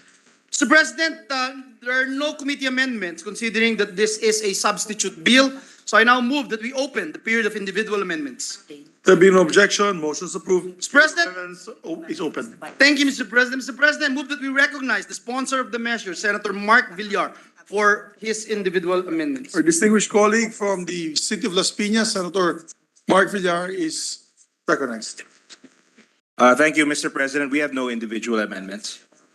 No individual amendments. Mr. President, may I be recognized, Mr. President? Yes, Mr. Yes, President. Majority Mr. Leader. President, would like to propose some individual amendments on Section 5, page 2, line 21. Delete the period and replace it with a colon and the following phrase: provided that simplified requirements and procedures shall be adopted for beneficiaries to easily access the components of the program in accordance with Republic Act number 11032 or the Ease of Doing Business and Efficient Government Service Delivery Act of 2018. So the Section 5 will now read, Mr. President, as follows. OTOP Philippines, to meet the declared policy of the state, the One Town, One Product Philippines program is hereby institutionalized and shall be one of the government's stimulus programs that will encourage the growth of MSMEs in the countryside through the development of indigenous raw materials, utilizing local skills and talents, and featuring local traditions and cultures across the country, provided that simplified requirements and procedures shall be adopted for beneficiaries to easily access the components of the program in accordance with Republic Act number 11032 or the Ease of Doing Business and Efficient Government Service Delivery Act of 2018. I so move, Mr. President. What does the sponsor say? Accepted or Mr. President, we accept the proposed amendment. there being no objection from the proponent, the amendment's accepted. Thank you, Mr. President. I know how it is important to you, Mr. President, this Yeah, the ease of doing business, considering that we are both authors of this measure. Mr. President, another thing is in Section 11, Mr. President, page 5, line 16. After the word assist, insert the phrase and coordinate with. And on line 17, after the word act and before the colon, insert the phrase to achieve convergence and ensure efficient use of resources, such that the paragraph will now read, the following agencies shall also assist and coordinate with the DTI in the implementation of the provisions of this act to achieve convergence and ensure efficient use of resources. I so move, Mr. President. There being, what is the, Mr. President, we accept the proposed amendment. thank you very much. Thank you, Mr. President. Therefore, the amendment's approved. Thank you to our dear colleague, the sponsor of the measure. Mr. President, that is the extent of the individual amendments, unless we have other colleagues who would like to propose. With that, Mr. President, I move to close the period of individual amendments.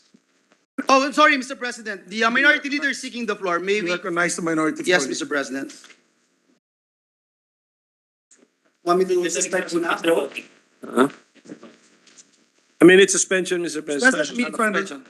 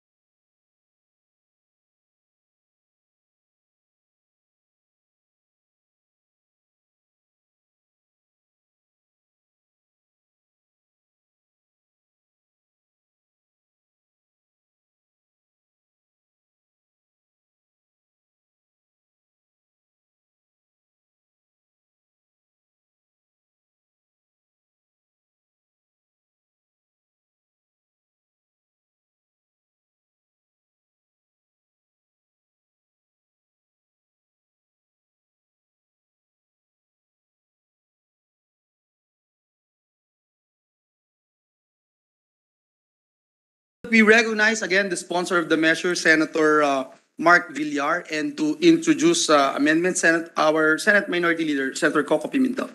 Our distinguished sponsor, Senator Mark Villar, and to interpolate Senator Coco Pimentel is recognized. Tingnan natin. This is during the period of individual amendments. Thank you, Mr. President. On page 2, we find section 4, which is about the definition of terms. But if we take a look at the bill, these terms are not used in the bill after they have been defined. So the proposal is that we delete the entire section 4. That would be page 2, lines 8 to 15. And if granted, the renumbering of the sections, Mr. President. Mr. President, we accept the proposed amendment. You accept? Yes. The amendments accepted and approved. Thank you, Mr. President. On page 2, line 27, section 7 has the title coverage. We propose that that word be replaced with products and services covered. I so move, Mr. President. Ano ba ito? Ano yun siya po? The pleasure of the sponsor. Mr. President, we accept the proposed amendment. Amendments accepted, therefore approved. So on page 3, we will now address the matter, one of the matters deleted earlier, Mr. President. We will insert it here. On page 3, line 9, let us delete the word "and." I so move, Mr. President. And the comma, Mr. President. Mr. President, we accept the proposed amendment. Amendments accepted, therefore approved. And the purpose is, Mr. President, on page 3, line 12, we make the period after cosmetics a semicolon and insert the word "and," comma, and insert a new subsection or a paragraph F, transportation services and agri-tours, period. I so move, Mr. President. Mr. President, we accept the proposed amendment. Amendments accepted, therefore approved. Just a little explanation, Mr. President. That takes care of what we deleted on page 2, lines 14 to 15. We saved the concept, Mr. President. We just transferred it. Now, on page 3, baguhin na natin to. On page 3, we find section 9 on the beneficiaries. Last ba natin to? On the beneficiaries. And our proposal, Mr. President, is after we amend the first sentence of section 9, beneficiaries, but we will start on page 4. After the word program, page 4, line 1, after the word program, we insert comma, provided that the beneficiaries shall be limited to MSMEs as defined under Republic Act number 6977, comma, as amended by Republic Act number 9501, period. So move, Mr. President. Mr. President, we accept the proposed amendment. So, yes. Yes, the amendments accepted, therefore it's approved. And then, just an explanation, this now covers what we deleted earlier, the sentence found on page 2, line 12, that this act shall not cover large enterprises. So we also retained that idea, Mr. President, which we deleted earlier. Okay na? Okay. So that would be all, Mr. President. Thank you. Well, Mr. President, that is the extent of the individual amendments. I now move to close the period of individual amendments. So move, Mr. President. Kahit same item, basta ito mo. Therefore, there be no objection, rather. Motion's approved. Thank you, Mr. President. With the consent of the chamber, I now move, Mr. President, that we approve on second reading Senate Bill number 1594, subject to style. I so move, Mr. President. Before I act with that motion, we just like to make on record the eagle eyes of Senator Cynthia Villar. She's very proud of her son. Kabantay sa the whole time on the approval of this measure. Yes, there being no objection, Senate Bill number 1594 under Committee Report number 14 is hereby approved on second reading. Thank you, Mr. President. Mr. President, I move that we suspend consideration of Senate Bill number 1594. Yes, thank you very much, Majority Leader. The measure is suspended. Mr. President, at this juncture, I move that we transfer from the calendar for ordinary business, the calendar for special orders, Committee Report number 25. This pertains to the soaring market prices of local onions. I so move, Mr. President. There being no objection, motion is approved. Mr. President, I move that we consider Committee Report number 25. And to sponsor the report, I move that we recognize the chairperson of the Committee on Agriculture, Food and Agrarian Reform, our principal, Senator Cynthia Villar. Our distinguished colleague from the great city of Las Piñas. Before we recognize her, though, we'd like to ask the Secretary to read the title of the measure. Okay, proposed Senate Resolution number 350 on the soaring market prices of onion. We now like to recognize the distinguished sponsor, our dear Chairman of the Committee on Agriculture, Senator Cynthia Villar. Ma'am. Thank you, Mr. President. Good afternoon, my esteemed colleagues, Mr. President. It could be recalled that in October 2022, the market price of onions started to increase uncontrollably and later on skyrocketed to 750 pesos per kilo during the Christmas season, making Philippine onions the world's most expensive. Senator Amy R. Marcos timely filed the Senate Resolution number 350, and the Committee on Agriculture, Food and Agrarian Reform readily launched an inquiry in aid of legislation on the soaring market prices of local onions on January 16, 2023. It was revealed during the hearing that the onions being sold in the market at 700 to 750 pesos per kilo were bought from the farmers of Occidental Mindoro at a shocking price of 8 to 15 pesos per kilo during the harvest season in April 2022.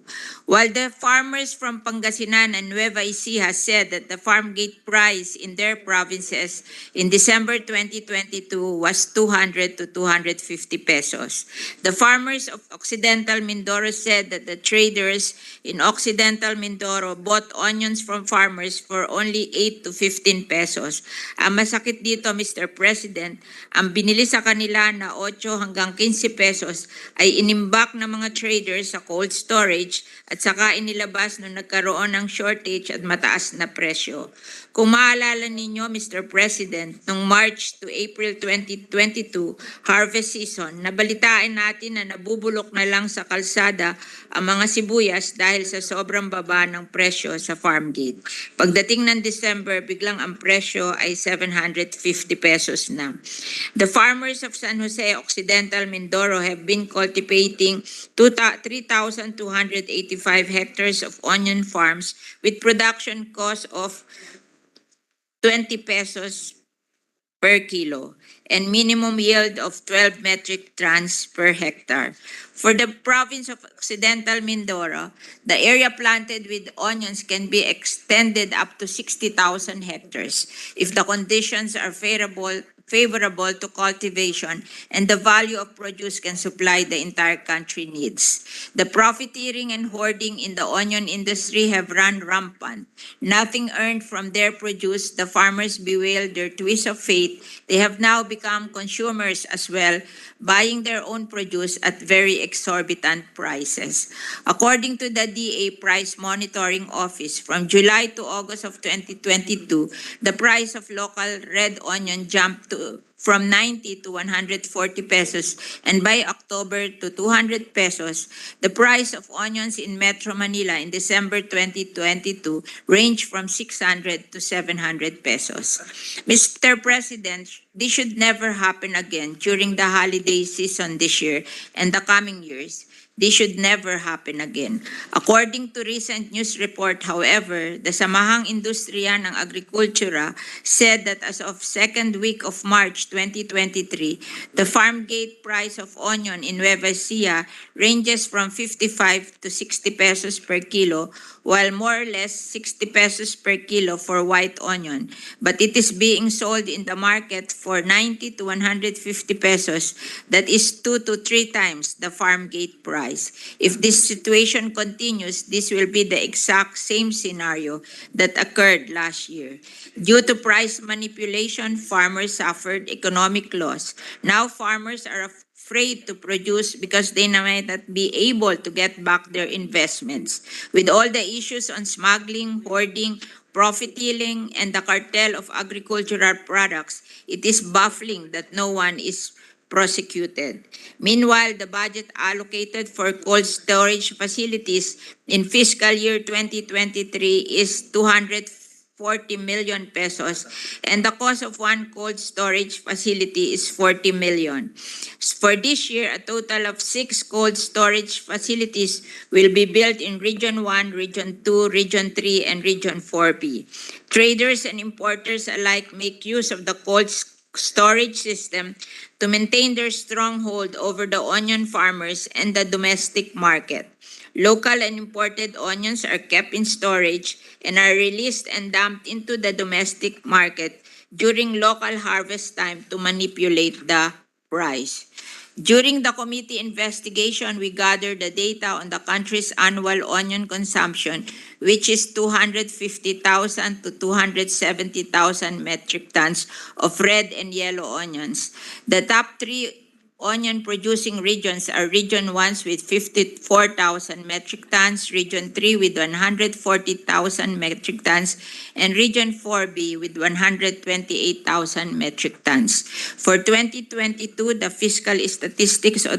Philippine Statistics Authority or PSA stated that local production was 238,000 metric tons against total demands of 270,000. And even with DA's importation of 29,000 metric tons for a total supply of 268,000 metric tons, there was still a shortage of 2,140, which could be addressed by the 2021 surplus of 53,000 metric tons, because in 2020, the DA imported 87,000 metric tons, and in 2021, 101,000 metric tons, when the shortage is around 25,000 metric tons. On the other hand, the DA reported in its presentation that the total demand for onions was 317,000 metric tons, while supply was 313,000 metric tons, for a shortage of 3,000 metric tons for the same year. It can be noted that there are differences in the figures reported by the PSA and DA. The investigation was presented with conflicting data, nothing definitive and nothing authoritative, not even from the PSA. This is not only unique to the onion industry, but characteristic of the agricultural sector, which has paved the way for the unbridled importation of agricultural products, creating havoc on the agricultural sector. The absence of official data has allowed the freewheeling extrapolation of figures, but not for the purpose of presenting the true picture of the agriculture sector, but to justify the desired volume of importation and to intellectually provide basis for the overall discredited policy of liberalized importation of agricultural products. The cartels use importation to lower the price of onions, especially during the harvest season, thereby allowing traders to buy local onion at a local price. The supply will be hoarded and stocked in the cold storage, and in the meantime, suspending their import activities so that the price would go up. A clear scenario of price manipulation. My heart goes to the farmers who lost all their hard-earned money and their days of labor because of the army worms that infested their onion farms in Pangasinan. Mr. President, ngayon pa lang sana sila makakabangon muli sa pagkalugi, ngunit nagbabadya naman ang pangamba dulot ng importation ng sibuyas ngayong anihan. According to the news report on smuggling on December 23, 2022, the Bureau of Customs intercepted 17 million worth of smuggled white onions hidden in 3 containers declared as having clothing items at the Manila International Container Port. From December 27 to 29, 2022, during a series of law enforcement operations, the BOC seized over 139 million worth of undeclared agricultural products that arrived between November 27 and December 3 at the MICP. In response to the issues that hounded the Department of Agriculture, the committee came up with recommendation in Committee Report number 25, the most notable of which are Republic Act 10845 or the Anti-Agriculture Smuggling Act of 2016 should be amended to include profiteering, hoarding, and smuggling in its list of crimes involving economic sabotage. The amendment should be explicit and express and will leave no room for the implementers to interpret the intent and the spirit of the law otherwise through IRRs. An anti-agricultural smuggling task force should be created and established to serve and protect the entire agricultural sector, not only the onion industry. This will ensure preferential attention to cases of economic sabotage so that profiteers, hoarders, and smugglers will be brought to justice and speedy trial will be rendered accordingly.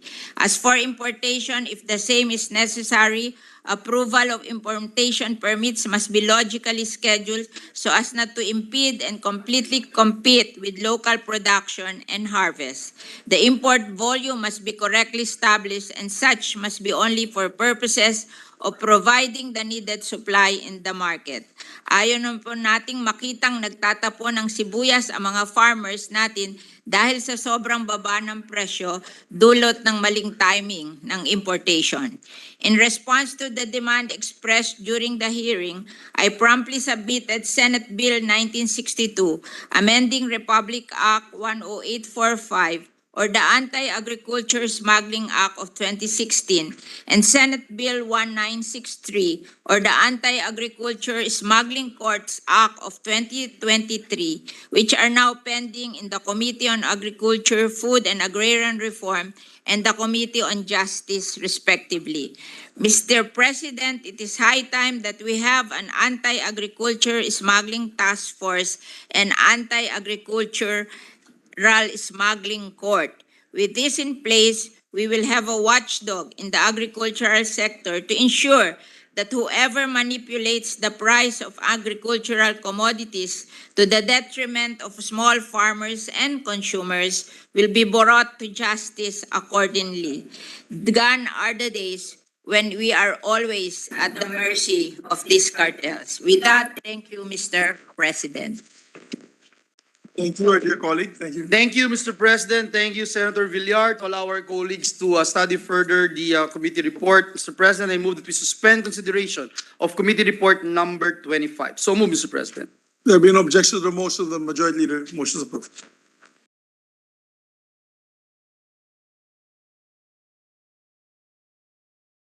Mr. President, I move that we suspend consideration of committee report number 25.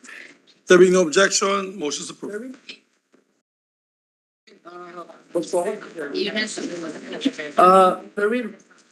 Can move for a minute suspension, Mr. President. Session suspended.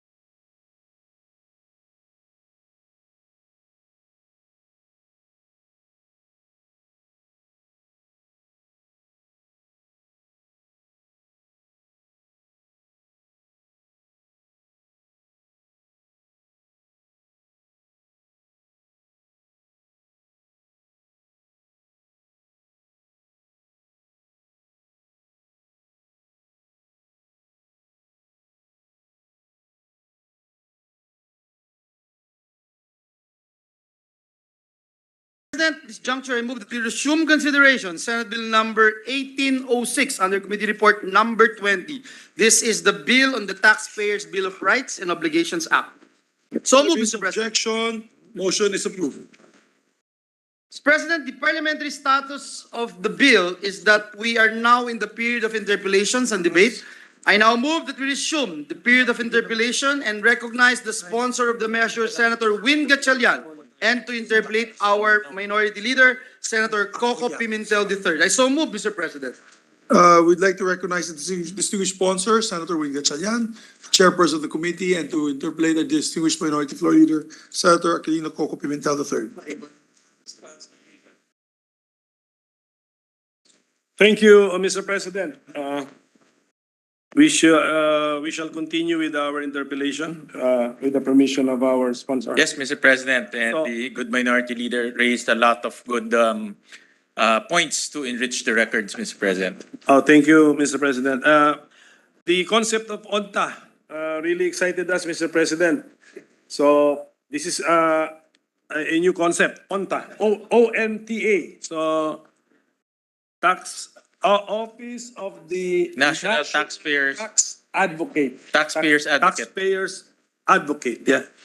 So meron na tayong matatakbuhan for our not only tax problems but tax questions for assistance. That In was, assistance, Mr. yes, that President. was established last session, Mr. President. And the good minority leader pointed out that the end goal is to increase collection by improving tax compliance, no? And a lot of our taxpayers are not well versed in terms of filling up their tax returns, the details. So part of it is to improve compliance, Mr. President. The Filipino is a law-abiding person, Mr. President. Then lalo na kung may tutulong sa pag-file ng tax return, then he and she will do it, Mr. President. Yes, Mr. President. Yan ang ating assumption dito. Yes, we follow a concept of self-compliance, Mr. President. That's why you file your tax returns, and it is assumed that you are knowledgeable on how to fill up your tax returns, Mr. President. I think we should not assume, Mr. President. Yes, correct. That's why we have this ONTA, which is the agency which will help us. So that's why we went into the number of personnel, 300 something like 340, 340, Mr. President. Anyway, A Mr. little bit over 340. Anyway, Mr. President, napag-isipan namin na better that we have this, that we start, diba? Even if under not non-ideal circumstances, Mr. President. Yes, Mr. President, I agree, because this is something new in our country, although the concept is relatively present in many advanced jurisdictions, Mr. President. So in our calculation, we just started with a meager or a basic setup so that it can operate. And we looked at also the number of cases that were filed and the number of letter of authorities that were issued. So those are our basis, Mr. Yes. President. Now, Mr. President, let's go to ONTA. Section 8 provides the powers, functions, and responsibilities of the Office of the National Taxpayer Advocate. If you look at the last paragraph of Section 8, found on page 8, which is paragraph G, I just find this grant of power, Mr. President, too broad. If I can read it, perform such other powers and functions as may be necessary to enhance the ONTA's performance of its powers, functions, and responsibilities as enumerated in this act. So, si ONTA din po ang magbibigay sa kanyang sarili ng kanyang additional powers. So, if we could revisit the paragraph and make sure that that doesn't happen. There is no unilateral grant of a power because that is not within its powers, Yes. Mr. President. I agree, Mr. President. The concept here is to stay within the powers and functions that were given to ONTA and make sure that the additional powers will be in line with the direction and the mandate of ONTA. So in an event that it will be given, it will give itself additional responsibilities. It should be in line with its mandate, Mr. President. But we will definitely revisit. I noticed that this type of provision is common with other laws, Mr. President. So we included this, but we will revisit to narrow it down and make sure that it stays in line with its mandate. If the observation of our sponsor is accurate, Mr. President, then we better be forewarned. Let's review grants of power like this. But I think this is something exceptional, Mr. President, because I've not encountered the word enhance. Enhance the word here. Our paragraph G contains the word enhance, Mr. President, which is not probably found in the other sections which our sponsor has encountered. Mr. Yes, correct, Mr. President. We'll review also jurisprudence and other laws related to this type of feature being given to agencies. And we'll also, you're right, Mr. President, the word enhance might be a little broad, and we will review the use of enhance as a catch-all in the catch-all provision, Mr. President. There is another function of the ONTA, Mr. President, which is found in another section, section 5, paragraph E, which is to extend effective representation to a taxpayer experiencing financial difficulty. Does His Honor feel the need to define the concept financial difficulty, or describe situations when this will be present, Mr. President? Yes, Mr. President. The reason why we did not Sorry, they just used the reason why we did not categorically define financial difficulty is to give the implementing agency the flexibility to come up with conditions on when the taxpayer will encounter or is encountering financial difficulty, Mr. President. So that's the reason why we didn't define it. We made the conscious effort of giving the implementing agency the leeway or the flexibility to define it. But ang ating pong gusto o ambisyon ay maging matulungin itong ONTA. Tama po ba? Matulungin in the sense Yes, na Mr. President. And mas maraming matulungan, mas mabuti. And equitable, Mr. President, meaning it will help those who are in the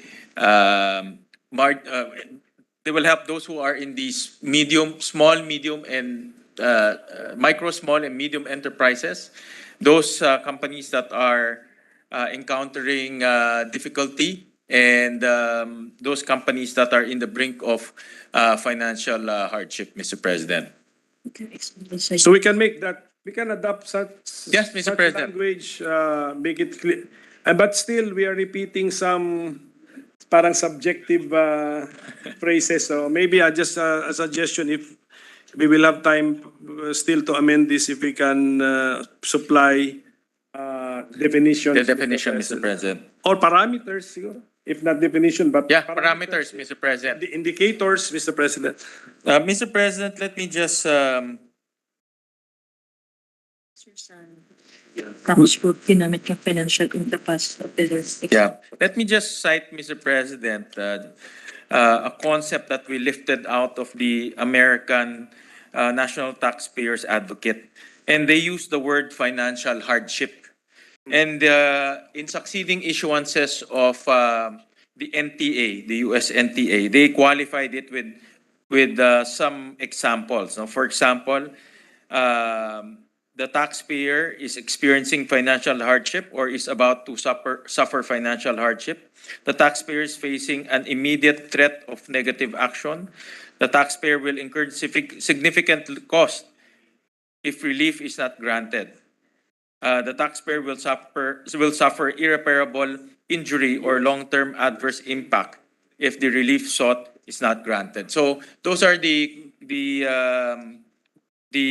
conditions that the U.S. taxpayer advocate indicated to be qualified as financial hardship, Mr. President. And if I remember correctly, the presentation, the last time, Mr. President, on this measure, the U.S.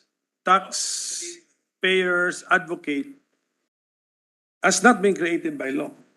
No, Not Mr. created No, by it was created by law, Mr. Ah, President. it's It's called the Taxpayers First Act, Mr. President. federal law. Yes. Okay, good. So thank you, Mr. President. And It's the rights it's the taxpayers' rights that were not created by law. It's by administrative issuance, Mr. President. But the advocate itself is created by law. Correct. Correct. That's correct, Mr. President. Which actually we could also do, given the fact that our taxpayers' rights are already existing under the law. So the ONTA can just identify this, organize the information, and come up with publications organizing the data, Mr. President. Theoretically, yes, Mr. President. In some jurisdictions, that's what they did. They issued administrative issuances to codify their taxpayers' Bill of Rights, Mr. President.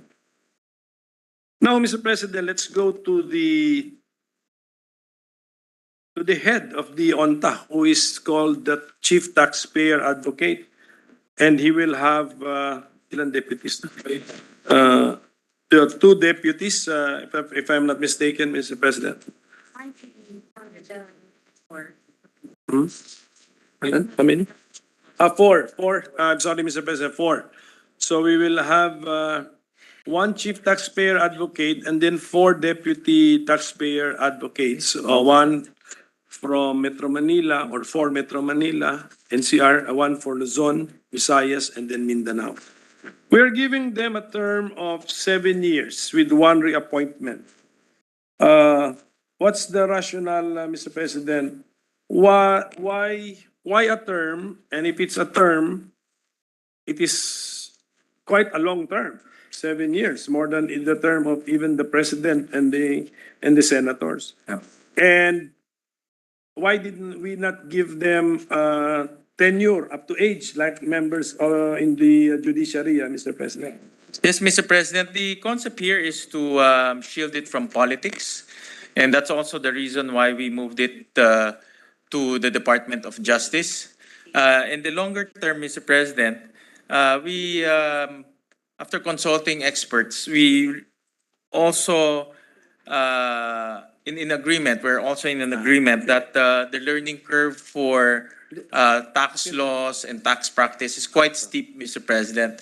So we want our taxpayer advocate to be very well versed in tax matters, and the learning curve will take time. So, Mr. President, so we gave them a longer term so that by the time he's experienced many different scenarios, he will be really an expert, in not only in the law itself but also in practice, because there's so many scenarios that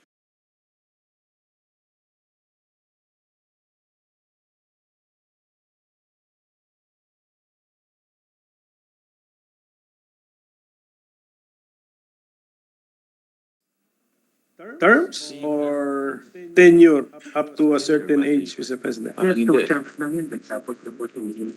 turn tenured ba sila? Hindi, ano? Ang baba natin, 65. I was informed that in the US it's not tenured, Mr. President. They don't have a tenure. No, they work at the pleasure of the president until they retire, Mr. President. And there will be an age where Yes, there'll be a an maximum age where when up to when they can serve. 65. Or parang Supreme Court ba sa Amerika to na walang age? 60. In the US, I was informed that the first national taxpayer advocate. Her name is Nina Olson, retired at 60, Mr. President. Yes, that's a fact. She retired at 60, but out of her own volition or because of the law? I have to check, Mr. President, but definitely it's not tenured. So- But I have to check if she retired because of age or of her own decision, but it's definitely not tenured, Mr. President. So it was the committee's decision to give the our tax advocates a term. The logic there, Mr. President, is the reason why we gave it a term is number one, to shield it from politics. So it will be independent and it will make decisions outside of politics. And also the other reason why we lodged it under the Department of Justice is to give it more independence, no, outside the realm of the tax collectors, Mr. President. Sige. So that is the logic. It's really the independence that we focused on, Mr. President. But in the case of the members of the judiciary, we did not give them a term. We were giving them a tenure. The same argument, also to enhance their independence, Mr. Well, President. Mr. President, this is under the executive branch, and we normally giving an agency term or terms normally shields it from the politics of appointments, Mr. President. So, in other words, if a president will change, the person who will be appointed there will be shielded from politics because there's a fixed term for the existing advocate. Well, anyway, Mr. President, para rin ito silang ombudsman ng taxes. Ang ombudsman, 7 years din. Yes, Mr. President. Yes, Mr. President. So, because this is lodged in the executive family, Mr. President, so our thought was even to shield them from the change in administration, wherein politics will play heavily. We gave them a fixed term, so that even in a transition to a new administration, the ONTA will still remain. Yes, it's a policy decision, Mr. President. Parehas naman giving it up to a maximum age also of service can also enhance independence, Mr. President. Yes, Mr. President, as long as we have safeguards, Mr. President, and what we want here is the ONTA will serve the taxpayers and make sure that it doesn't be influenced with revenue authorities who are abusive and who are in violation of law, Mr. President. But in our measure, Mr. President, why did we give the chief taxpayer advocate a role in the appointment of his deputies, Mr. President?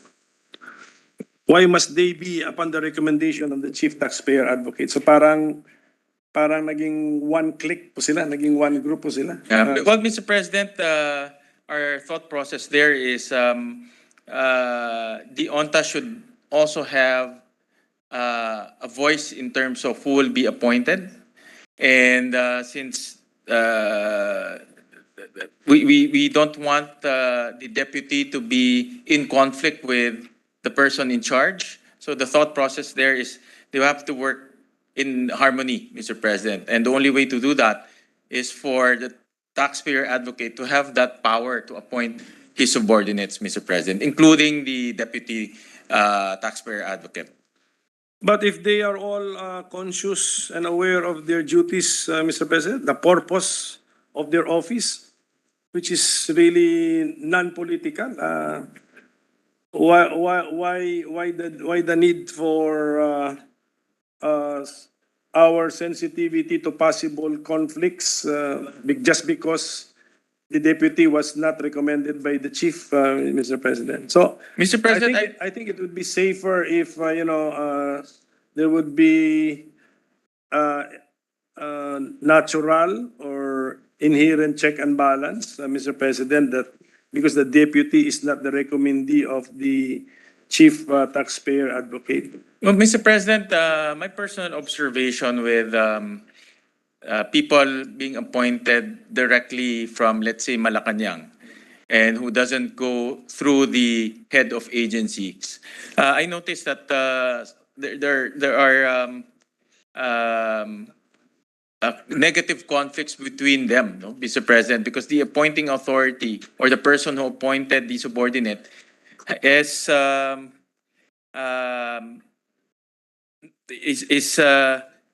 didn't go through, no, the head of agency. And typically, Mr. President, I see that these two personalities will have problems working together, Mr. President. No? So the thought process there is to have the appointing or authority a voice in appointing his subordinates so they can work together and the qualifications will indeed be in line with the mandate of the agency, Mr. President. So just my personal observation, if the subordinate is not appointed by the head of office, typically they have conflicts or minsan nalalampasan po yung head of agency or the subordinate will think that he has a direct line to the appointing authority, and it doesn't create a conducive environment to work together, Mr. President. So that's my personal observation, Mr. President. And typically in a corporate setting, the CEO appoints everyone. No? When I was working in the private sector, I noticed that the appointing authority, which is the CEO or the president, appoints everyone. And everyone toes the line. And the accountability is only one, no? The CEO. So looking at the same philosophy, the deputy taxpayers advocate will be answerable to the chief taxpayer advocate. And there's only one accountable person there, the chief taxpayer advocate. So if he appoints a unqualified deputy, then he's accountable to that. No? So there's no reason to point fingers anymore. The other side of the coin, Mr. President, if we make a mistake in appointing the chief taxpayer advocate who has a political or some other hidden agenda, then he can now put his cohorts, his comrades, partners in whatever his agenda is in the entire office, Mr. President. And Yes. then and if these are the people who have politics more in their minds than the purpose, the objectives of their offices, then our experiment with the national tax advocate will fail, Mr. President. Yes, Mr. President, there are pros and cons to both concepts, Mr. President. In my view, having the head of agency as the appointing authority or appointing person strengthens accountability, Mr. President, because there's only one person accountable.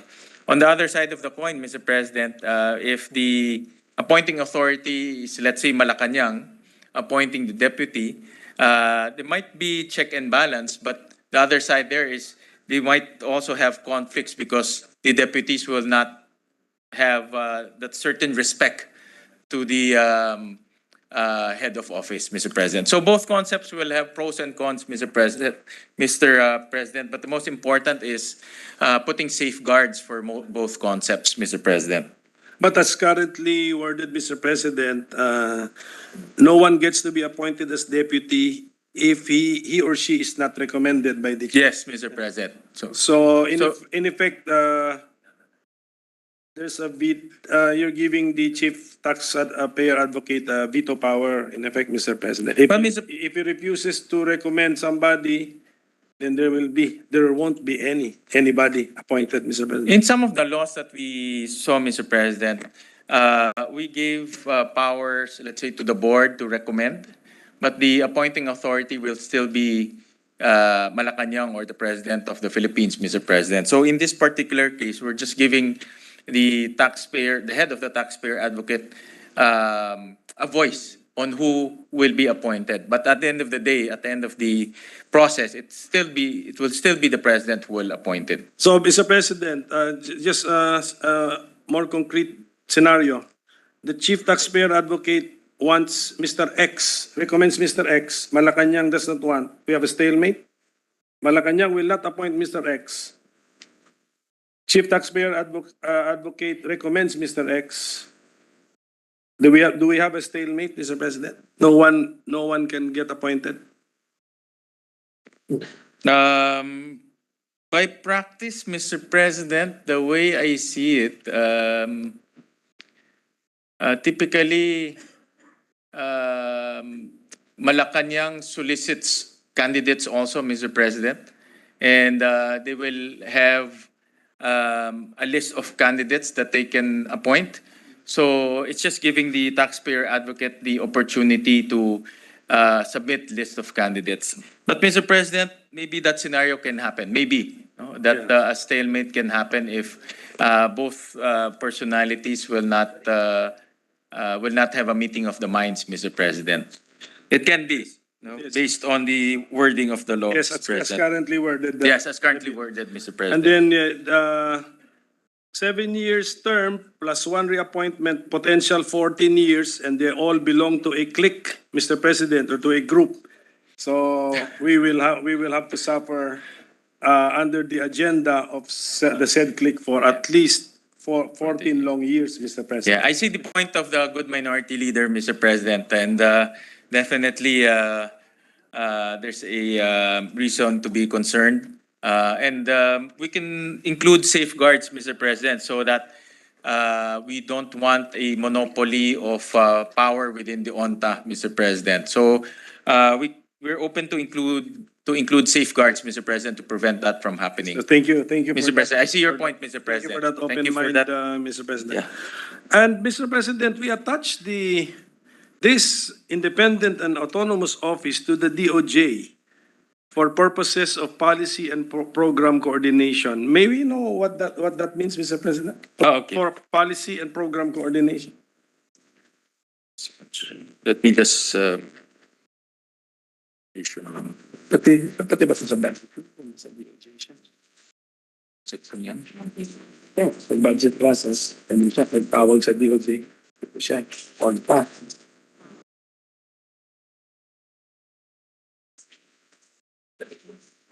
Section ano yun? Ano to tanong mo sa akin sa deputies? Edad? Ano sa po natin ba? Wala ba sila? Yeah.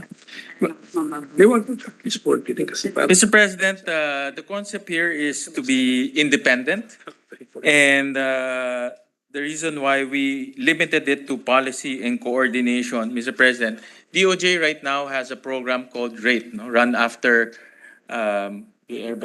I would say the other. Tax evaders. Ano isa? DOF yun. Rate. It's a DO. It's a BIR. DOJ yun. It's a BIR. They have a. It's a DOJ. BIR. Yung sila po yung pinafile na. Yeah, but what's up? Run up the tax reach. Ano ba? It's a DOJ.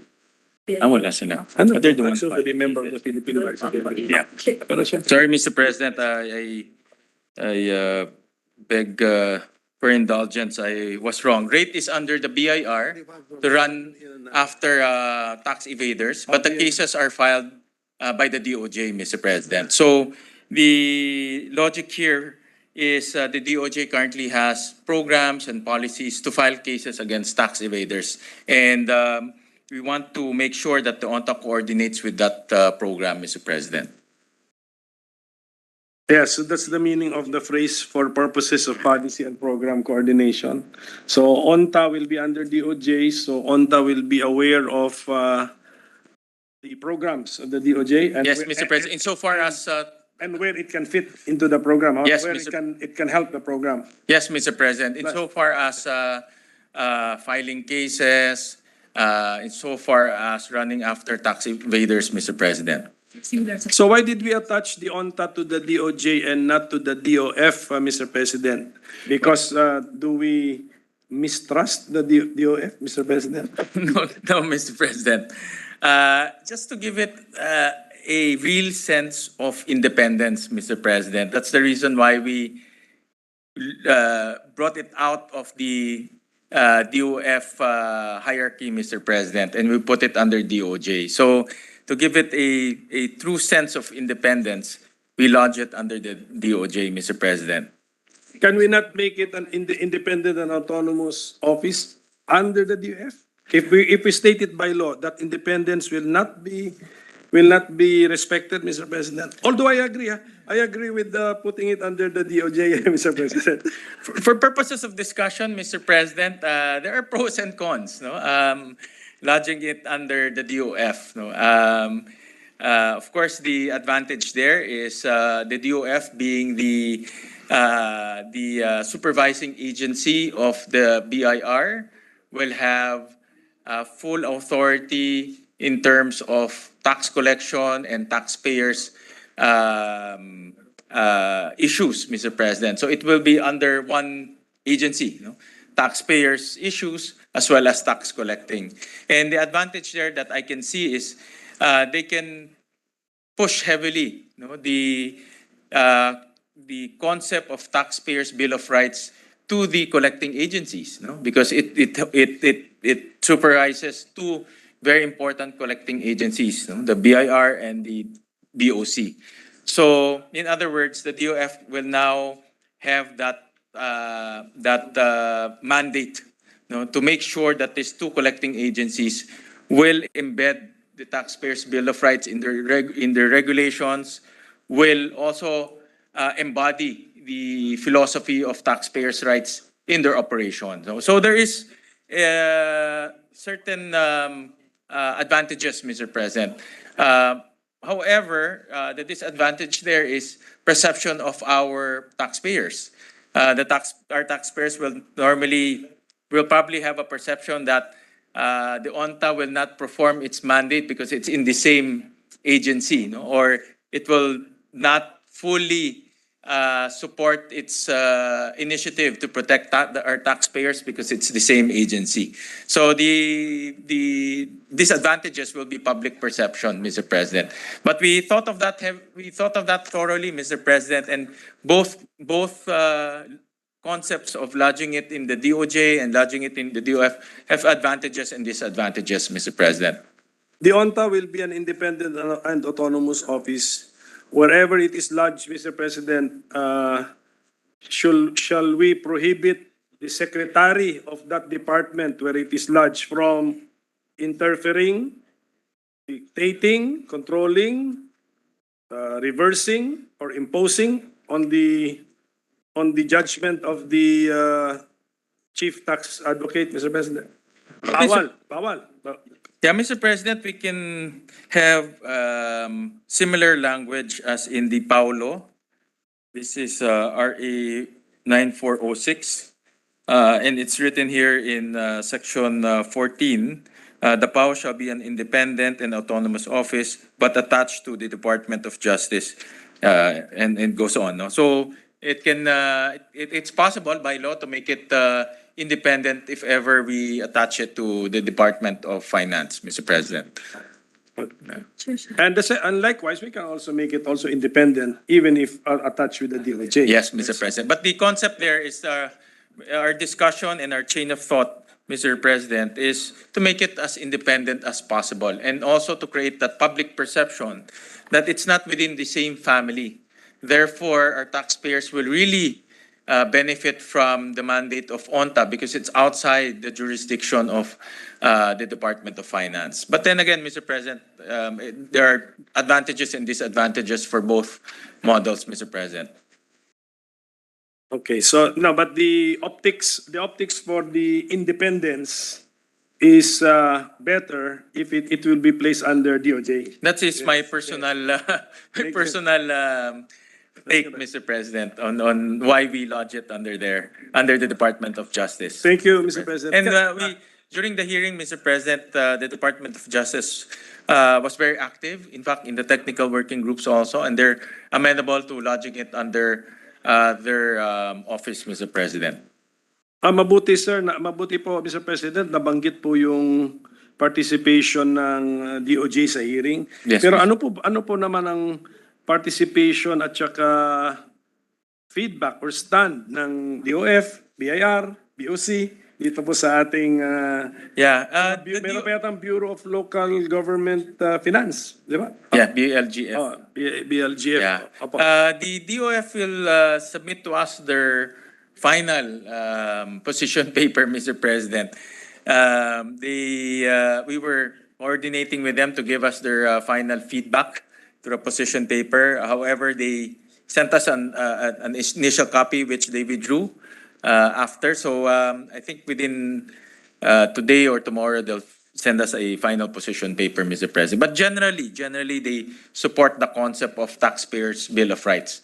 I think they will be probably commenting on where to lodge it, whether DOF or DOJ. Dala na po ang the DOF position paper will already contain the BOC and the BIR. Yes, Mr. President.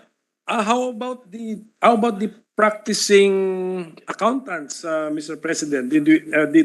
I think they have a professional organization. Did we Yeah, the also team up, Mr. President. did we also consult them? Mr. Yeah, Mr. President, they were very active. In fact, the Tax Management Association of the Philippines, the Management Association of the Philippines, what else? JFC, no? The Philippine Institute of Certified Public Accountants, Chamber of Commerce and Industry, JFC, no? Joint Forum.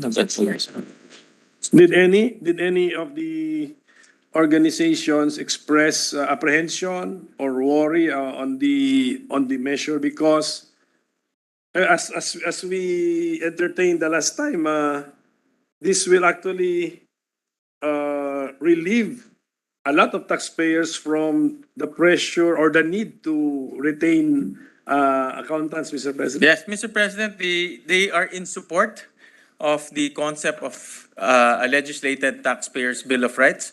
However, honestly, they have a lot of suggestions, no?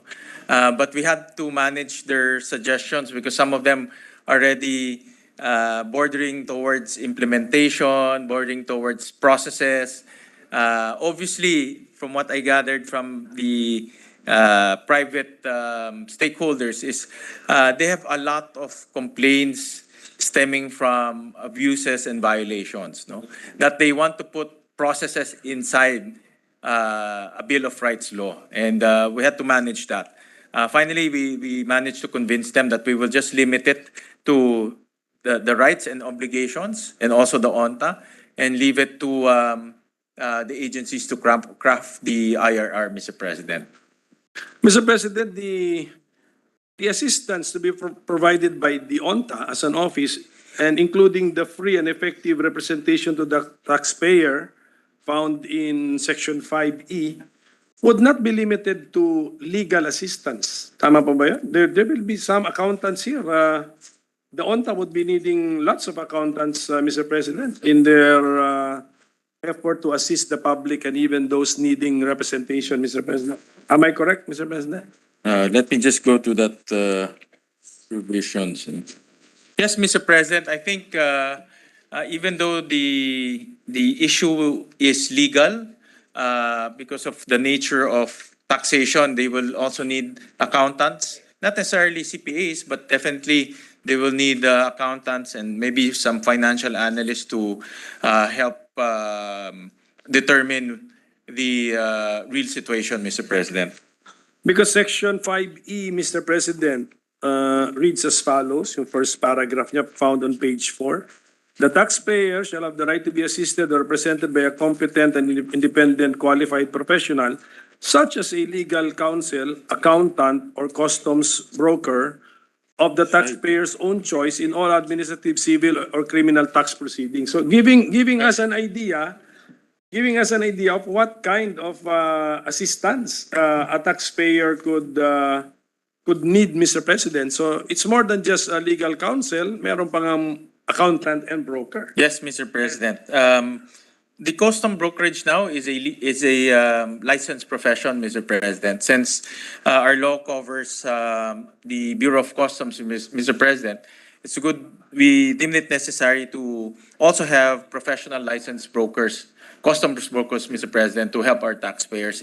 For example, with computation and So education. ONTA would be needing these professionals, Mr. President. We'll be hiring these professionals, tama? They can, Mr. President, if need be, Mr. I think President. they will need it because of the wide scope of the tax laws and tax matters that we are offering to the public, Mr. President. Yes, Yes, that's yes. ONTA. So, Mr. President, so I'm now, I'll go to the qualification of the Chief Taxpayer Advocate and Deputy Taxpayer Advocate. Should they all be lawyers, Mr. President? At present, yun ang pagkasulat eh.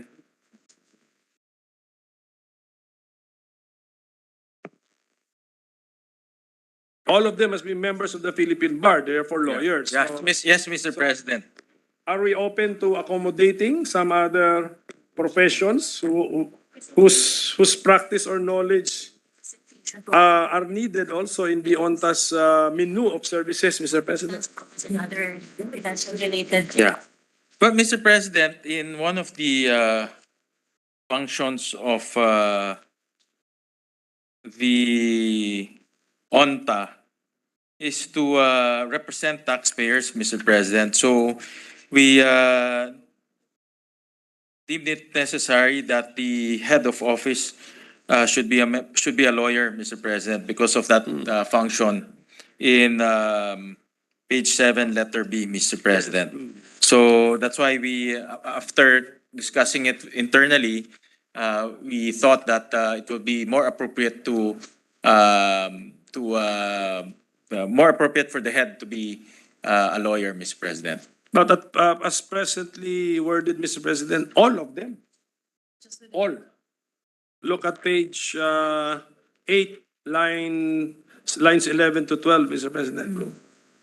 In the particular. Oh, yeah. Chief Yes, tax, Mr. yes, all. Yes, So- yes, Mr. President. Yeah, Mr. President.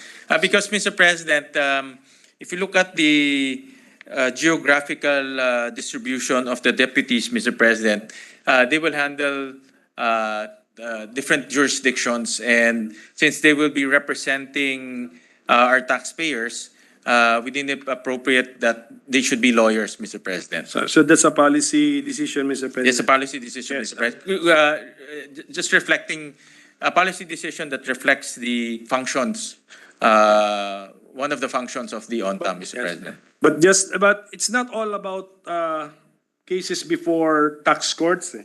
So, Yeah. for example, Correct, for our regional office number 45, I had the tax matter, and I asked the help of an accountant, Mr. President. So, siguro because I'm a lawyer, so I perform. Yes, I Mr. perform the function of the lawyer. Correct, Mr. President.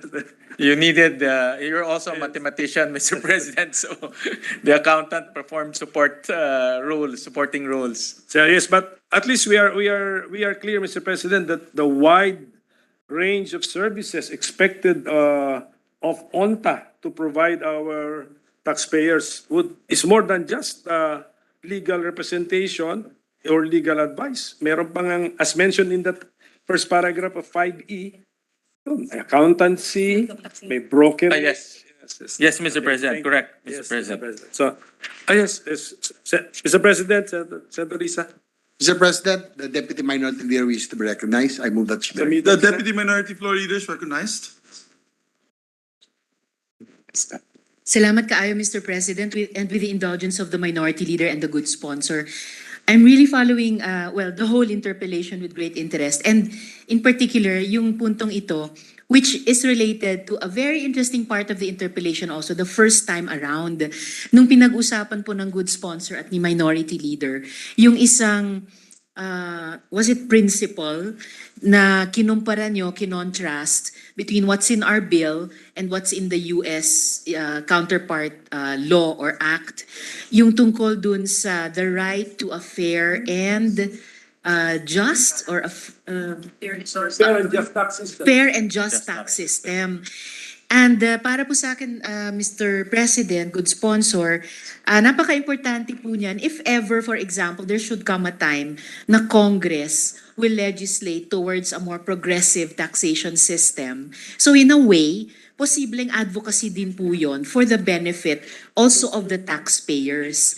And hindi ko lang alam kung nako-contemplate ng bill natin na the the tax advocate and his or her deputies would also discuss among themselves. Maybe kung anong comment ang ibibigay ng ONTA sa Congress about such legislative initiatives towards a more progressive taxation system. In which case,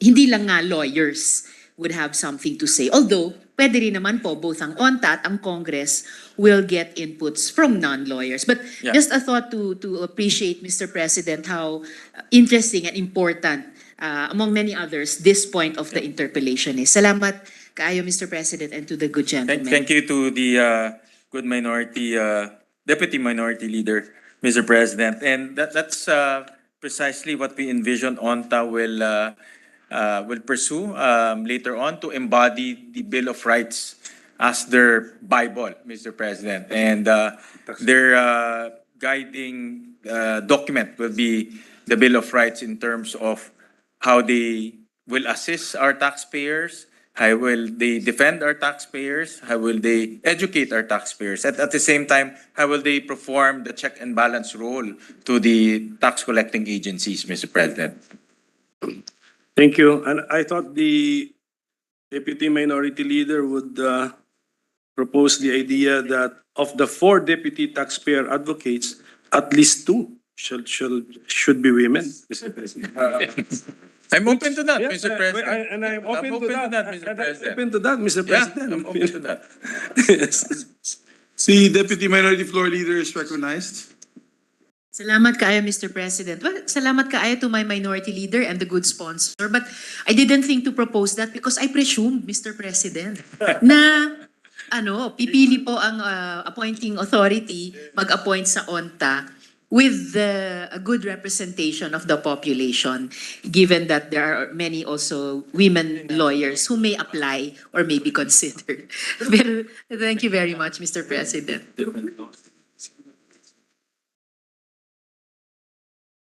Pwede yan.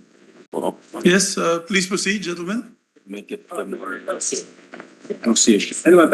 pa naman to? Thank you, Mr. President. So Mr. President, I will leave the matter or just some minor points. Can a retired chief tax advocate be the BIR chief or the DOF secretary, Mr. President? May provision tayo. Yes, Mr. President. But a former BIR chief cannot be a taxpayer advocate, Mr. President. Correct. 2 years prior to such Until appointment. after 2 years. Yes, Mr. President. So, but the other way around, the chief taxpayer advocate or the deputies immediately upon retirement or resignation can be appointed. Can be, Mr. President. And I think that's a good thing, Mr. President. I think in our setting right now, realistically, from BIR to ONTA, I think it's not a good transition. But from ONTA to BIR is a good transition. I mean, that's my personal take, Mr. President. And looking at the situation and hearing feedback from our stakeholders, someone who had worked in ONTA, who's an expert in tax laws, and also embodies the taxpayers' Bill of Rights, will be a good candidate to head the tax collecting agency, Mr. President. Yes. So if our PAO chief becomes DOJ secretary, how do we anticipate the conviction rate to be, Mr. President? The present PAO chief, Mr. President, or the No, just a theoretical question, but no need to answer, Mr. President. So now we now have to go to the meat of the bill, which is the taxpayers' basic rights. Mr. President, I noticed that there are some qualifiers. So for example, the first right is the right to information, but then the last paragraph of Section 5A begins with the phrase, unless prejudicial to the government. The taxpayers shall have the right to be informed of any pending institution by revenue authorities of a summary collection action which requires sale or seizure of property or the freezing of assets. So I'm worried about these phrases, Mr. President, because we can in the third right, the right to challenge the position of and be heard by revenue authorities, there is also this qualifier at the end of the paragraph, unless otherwise prohibited by law. And then under paragraph G, the right against baseless Yeah. assessment, there is except in cases allowed by law, etc. And then paragraph H, the right to be given an opportunity for amicable settlement, there is this phrase, unless contrary to laws, rules, and regulations. In the right to avail of installment payment, paragraph I, insofar as, there is this phrase, insofar as may be permitted by law. So meron po tayong mga qualifiers which might limit the grant or the recognition of the right if His Honor, Mr. President, is open to revisiting how the recognition or the grant of rights are expressed. Yeah. Na kung right, kasi Bill of Rights, Bible na po to. Sabi niyo kanina, Bible, then Bill of Taxpayers' Rights. We should give the taxpayer who reads the bill of his rights, his or her rights, some confidence that these are really rights, not rights with so many loopholes, where these rights all of a sudden become inapplicable. Yeah.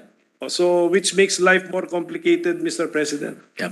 Well, Mr. President, thank you for that very important question. And that question should be asked to enrich the records, Mr. President.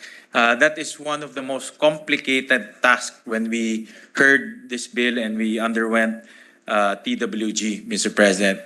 And the most complicated task is how to balance the interest of government and the rights of our taxpayers.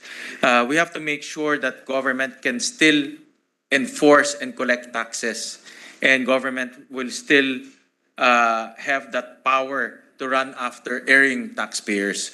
While we recognize that government may abuse or did abuse their powers, we also recognize that some taxpayers don't pay the correct taxes, and they are also avoiding or evading paying taxes, Mr. President. So we have to make sure that the power is balanced. You know? The rights of our taxpayers is protected, but the power of government to collect will not be diminished, Mr. President. So that's why we looked at every other law that is the basis of this right. And we saw some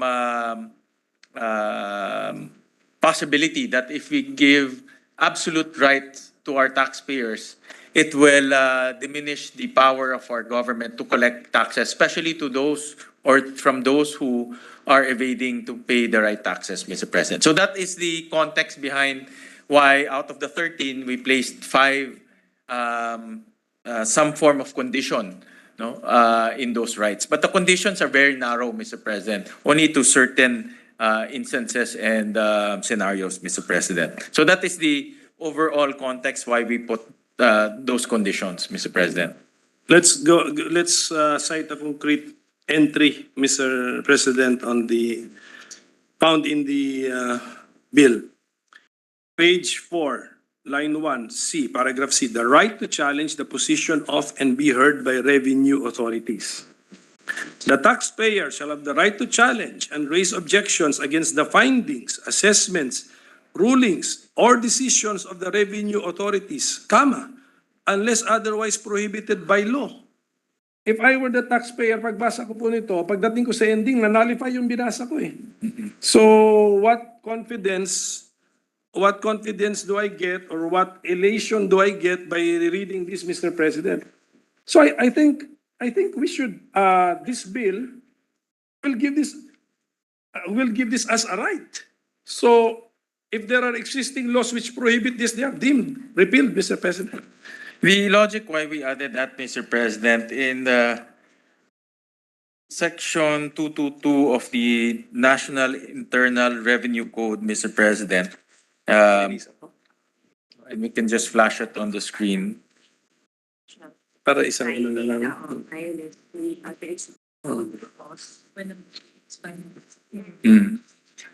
Yeah.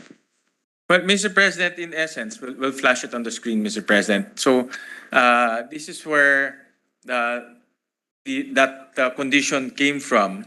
And the logic why we included that, we also found in the NIRC that when the assessment becomes final and executory, or the fraud assessment, especially in cases of fraud, becomes final and executory, you cannot challenge it anymore, Mr. President. So by removing that colatilia, Mr. President, the condition, even though the fraud assessment becomes final and executory, we might have a scenario where the taxpayer will continue to challenge it. No?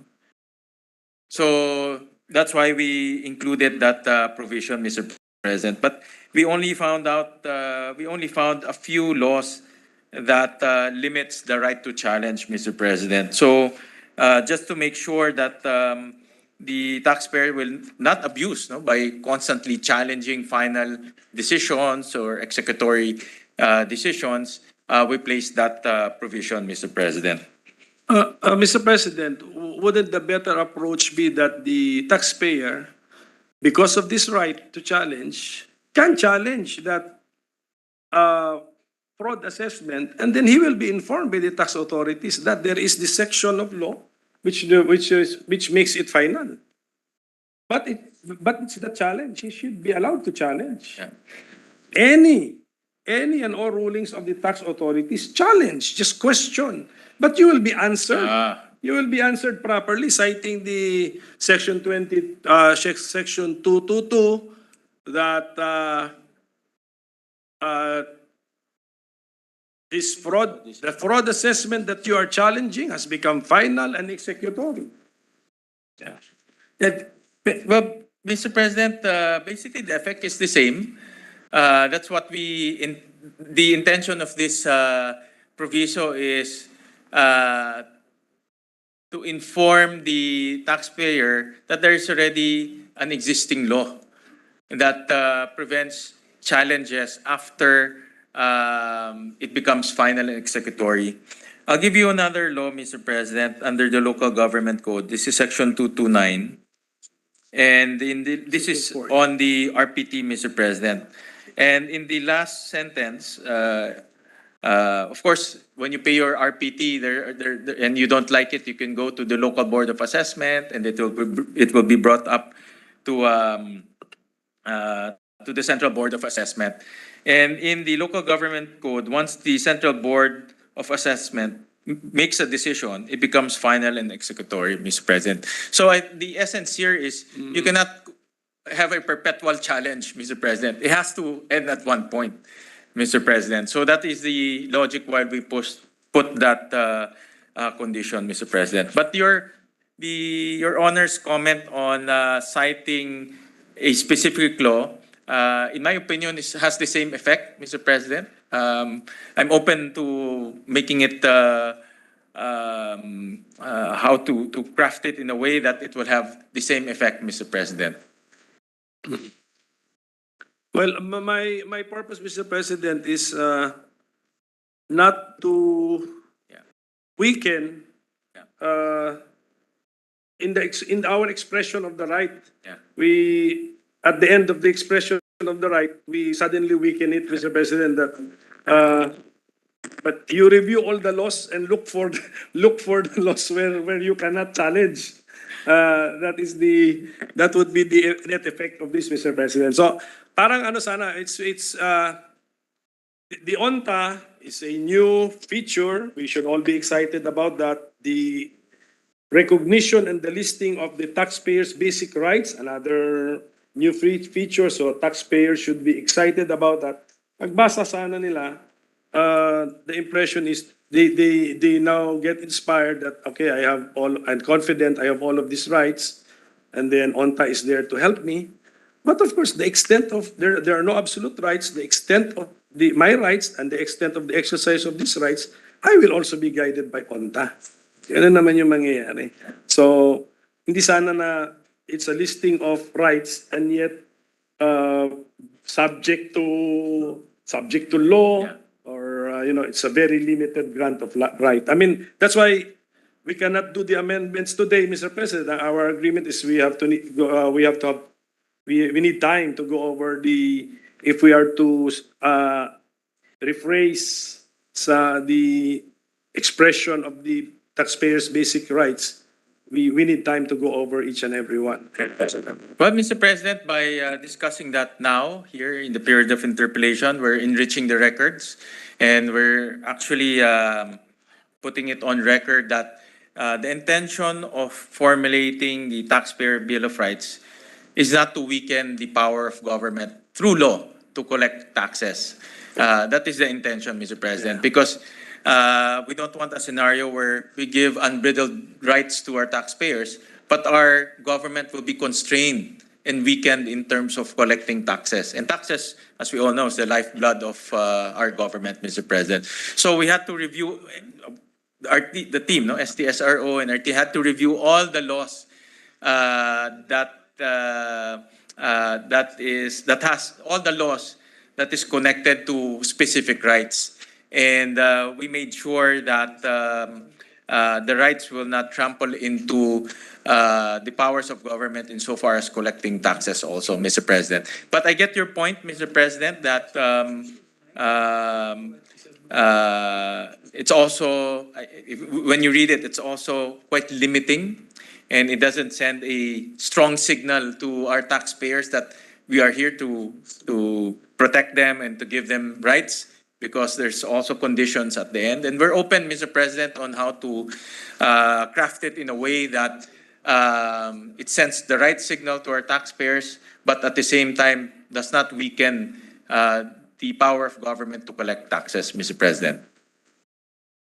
Thank you for that, Mr. President.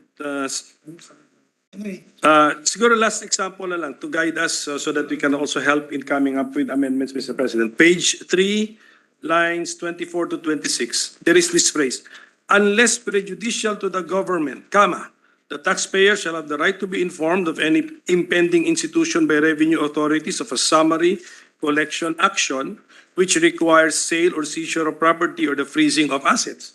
So, ibig sabihin nun, the taxpayer has the right to be informed. Kaya kikilos si gobyerno. Pero, meron tayong qualifier naman, unless prejudicial to the government. So, will not the government always invoke this phrase, Mr. President? Well, Mr. President, the discussion here is only to seizure of assets and restraint, Mr. President.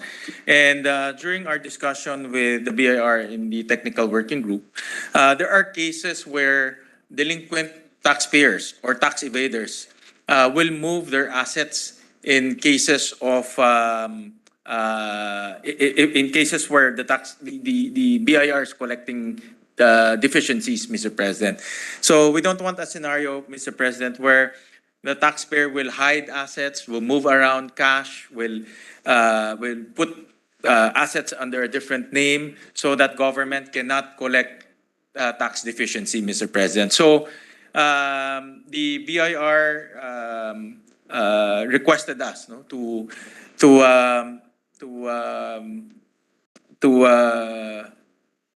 come up with a mechanism so that there is the right to information, but not also diminish their power to seize assets in cases of deficiencies, Mr. President. And wouldn't the BIR now use that excuse all the time so as no longer there's no more need to inform the taxpayer? But Mr. President, there's a process, no? If the good minority leader can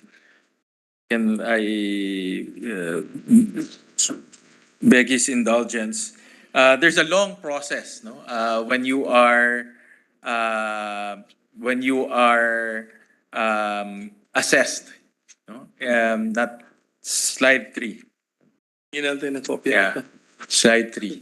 This is the process, Mr. President. So the moment you receive your letter of authority, that means you have potential deficiencies. And you have a long period. If you look at the slide, there's 120 days. And that means if you don't comply with the deficiencies, and you don't reply to the letters, your assets will be seized. No? So in other words, the recourse of government is to run after your assets, but not in a way that you are surprised. No? Because 120 days ago, you're already informed that there are deficiencies in your tax returns. And the recourse of government, obviously, if they cannot collect, and if you are a tax evader, is to seize your assets, Mr. President. So in other words, there is a process. No? Government will not just go to a property and seize the property. There's a process, and it's a long process, Mr. President. So just to give an idea on what a taxpayer goes through by way of process and information, no? Because along the way, all of these are documented. For example, the LOA, the PAN, the preliminary assessment notice, if you have final assessment notice, there are documents along the way, Mr. President. And we can supply His Honor the slides. So, In fact, in the long, in slide 2, Mr. President, if you include the judicial process, it's a long process as well. Yeah. Slide 2. Mr. President, if we can just focus on page 3, lines 24 to 26. So, can we go back to the previous slide, Mr. President? So, you mean to say, Mr. President, if the taxpayer has been given a copy of the letter of authority, I think that 120 days is not for the benefit of the taxpayer. That's for the BIR, di ba? Both, Mr. President. Both, Mr. President. Both to conduct audit. Okay, Yeah, anyway. because in the process, they also submit documents, Mr. President. So, does His Honor mean that when the taxpayer receives a copy of the letter of authority, that is already the satisfaction of his right to be informed of any impending institution by revenue authorities of a summary collection action? Yan na po yun. He should expect that the letter of authority will lead to a summary collection action. Not directly, Mr. President, but ultimately, if the taxpayer will not comply and if it's found that there are deficiencies, ultimately that is the last recourse of government, Mr. President. That is what the paragraph we are talking about refers to. So, at that particular point, he has the right to be informed, Mr. President.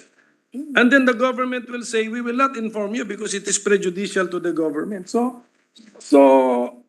we have a right, we have a grant of a right, and yet the denial of a right, Mr. President, because the government will always use the qualifier, Mr. President.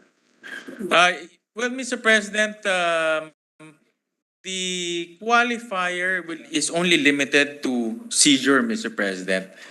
That's why we limited it only to a specific action, which is the last recourse of government, Mr. President. And in our discussion, there were cases where erring taxpayers will transfer their asset to a different name or to move around. And the government will be left holding the bag, Mr. President. So that is the logic why we added that condition, Mr. President. Can the BIR adopt that as its default anong tawag mo doon, presumption, Mr. President, that all taxpayers will be hiding their properties. That's why, although they have the right to be informed, it's prejudicial to the government. We will not inform them. But Mr. President, we're avoiding a scenario where it will weaken government's ability to collect taxes and weaken the government's ability to seize assets in case it's proven that our taxpayers are not complying, Mr. President. So by weakening government, it might have adverse effects also, and it will embolden some erring taxpayers. And we have to admit there are also erring taxpayers, Mr. President, we're trying to run after. Do erring taxpayers no longer have any rights, Mr. President? They have right to due process, Mr. President, but at the end, they also have to settle their taxpayers. Anyway, Mr. President, I will just ask for a revisiting of Yes, Mr. President. this paragraph. No, kasi Yeah. yes. I think conceptually, Mr. President, I get the point of the good minority leader that I think including some conditions might not send the right signal to our taxpayers Mr. President. So we're open to revisiting some of the rights, Mr. President. Yes. Yes. The Deputy Minority Floor Leader is recognized. Salamat kayo, Mr. President. Again, good sponsor and minority leader. So, continually interesting po and I think important itong interpellation. Of course, as the good sponsor said, all taxpayers, including erring taxpayers, have rights. At syempre po, the big taxpayers probably or the big tax evaders are probably more knowledgeable about these and more capable of defending their rights. Pero I think yung ganitong bill, mas importante lalo na sa mga medium and mga small taxpayers na higit na nangangailangan ng ganitong klaseng articulation of rights. Kaya I share the concern of the minority leader na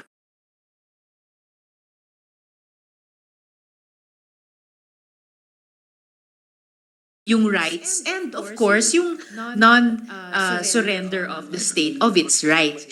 Sabi kanina ng good sponsor, Mr. President, yung taxes are the lifeblood of government. May isa pang kasabihan na there are only two things in life that are certain, death and taxes. At meron din po tayong kasabihan na no taxation without representation. And that's my last point, Mr. President, at this point in time na kaya mahalaga itong bill at itong interpellation. As I listen kasi, it sounds almost like a mini Bill of Rights in the Constitution, yung pagbalanse ng overweening power of the state na walang nagdi-diminish, but also the rights of the individual citizen, or in this case, the taxpayer. So again, appreciation to the two gentlemen for the interpellation and for the bill itself. Salamat kayo, Mr. President. Thank you to the good Deputy Minority Leader. It's really balancing, Mr. President, and it took us months and painstakingly looking at every single law and revenue regulation. And the intention, and let me just put on record, is not to diminish the power of government to collect taxes and also to enforce mechanisms to collect taxes. However, we also recognize that in the course of doing so, there can be abuses. And that's where the Bill of Rights will come in, Mr. President. So it's really a balancing act, Mr. President. And but I am very open to making it more stronger for the taxpayer when they go through the legislated Bill of Rights, Mr. President. So, Mr. President, I think, ano naman kami dito, we have one mind, magkasama naman tayo rito, magkakampi tayo rito. So, we will just be submitting proposed amendments on the taxpayers' basic rights. Doon tayo maganda. And then, so that not to surprise the sponsor, maybe if we can start studying the right to finality and the right to a fair and just tax system, which we found which we found in the U.S. taxpayers' rights, Mr. President, and I think they are a good statements of rights, Mr. President, which we should also adopt here in the Philippines, Mr. President. Yes. And then just one last to help us understand some of the rights listed here. For example, 5K, Mr. President, found on page 5. Beginning line 14. The right to recover actual costs and actual damages arising from judicial actions. So meron ng karapatan si taxpayer na maningil. Sino po magbabayad? Sino pong sisingilin niya? Government, Mr. President. If this is quite interesting, Mr. President, and that's a very good point. In fact, we did some research on that, Mr. President. But basically, it's government who should pay. No? So, for example, Mr. President, if the tax collector is abusive and the taxpayer pursues the case to the CTA and government loses, it's government who will pay. No? But obviously, the accountable person there will be the person who assessed, Mr. President. And that is also a form of deterrent, Mr. President. And the form of deterrent for abuse, meaning the collector will have to really think many times and audit many times to make sure that that his audit is accurate, because if government loses, government will pay and he will be the one answerable for that cost, Mr. President. Personnel on the part of the so-called erring personnel, Mr. President? Well, Mr. President, I think Part of his record, it becomes part of his record. become part of its record, The Mr. President. agency was assessed damages, attorney's fees Yes. to that amount. Yeah. And the person responsible was that officer. Yes. official, Mr. Mr. President, this is quite interesting, no? I will flash it on slide 8. We requested the CTA, the Court of Tax Appeals, to give us some data, no? And it's good to share this with the body and the good minority leader. These are the tax cases that were filed in the CTA, Mr. President. I agree. So in slide 18, pakilaki na lang. Can you make it bigger?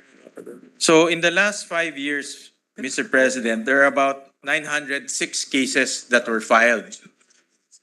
No? 906 cases that were filed in the CTA. For refund cases, government won. No?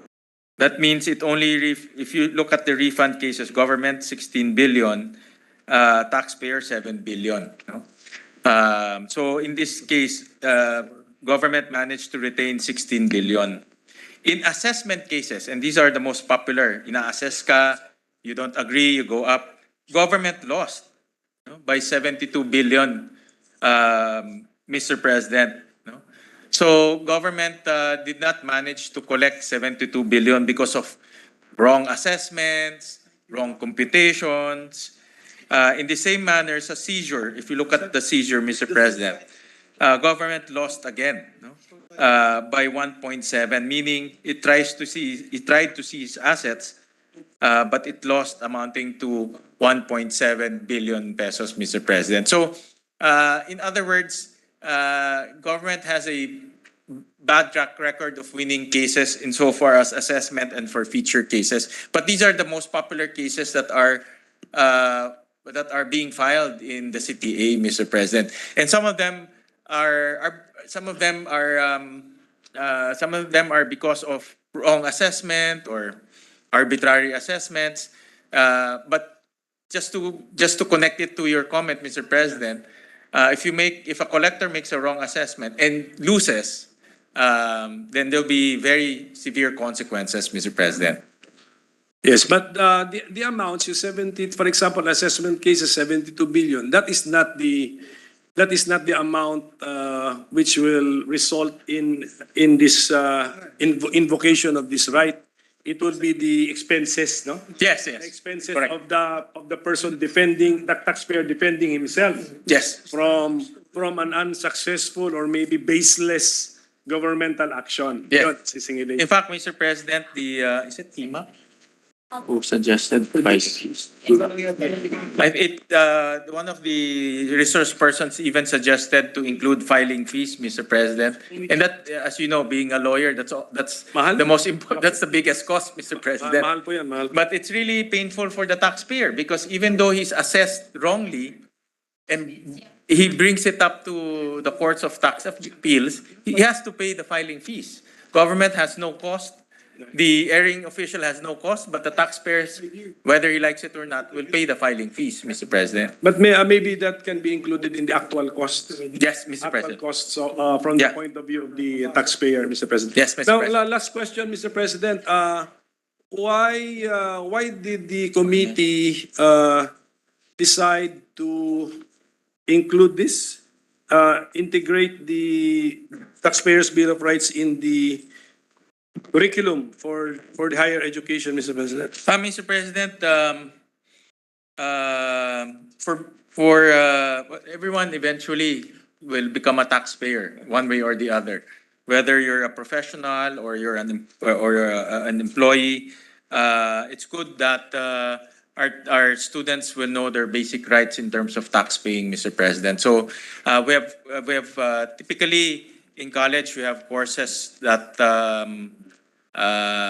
general courses that teaches our student basic rights, no? And we want to include that in those basic courses, Mr. President. So this would be sufficient, Mr. President, if the bill becomes law and it contains the section 15 as currently worded. This will now be sufficient basis. The taxpayers' basic rights bill will now be included in the curriculum for higher education. Yes, Ito na, Mr. President. this is it. Yes, Mr. President. This will be the legal basis for it. Yes, Mr. President, to include it in the curriculum, Mr. President. So, okay. Yes, don't we need the concurrence or support of CHED? Was CHED present in the hearing, Mr. President? Mr. President, the Commission on Higher Education submitted the position paper, and in their position paper indicated their support, Mr. President. So parang ano to, Mr. President, so parang sa yung general subjects, no? Yes, in general Para subject. sa first sem, first year, gano'n. Yes, Mr. President. Wala pang specialization, kukunin na. Ibibigay na. That is what is envisioned, Mr. President. Thank you. So if this is sufficient, Mr. President, this one paragraph section to do it, then we are fully supportive of this idea, Mr. President. Tama, lahat. Lahat, tama. And this is about rights, and this is about your rights as a taxpayer.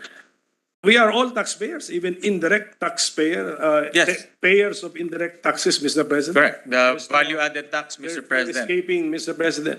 So with that, Mr. President, and siguro with the reservation that during the period of amendments, if we could just be allowed to ask some one or two preliminary questions connected with the proposal, Mr. President, because we're not able to ask all of the questions because we need to look at the final form of our Amendment. taxpayers' basic rights, Bill of Basic Rights, Mr. President.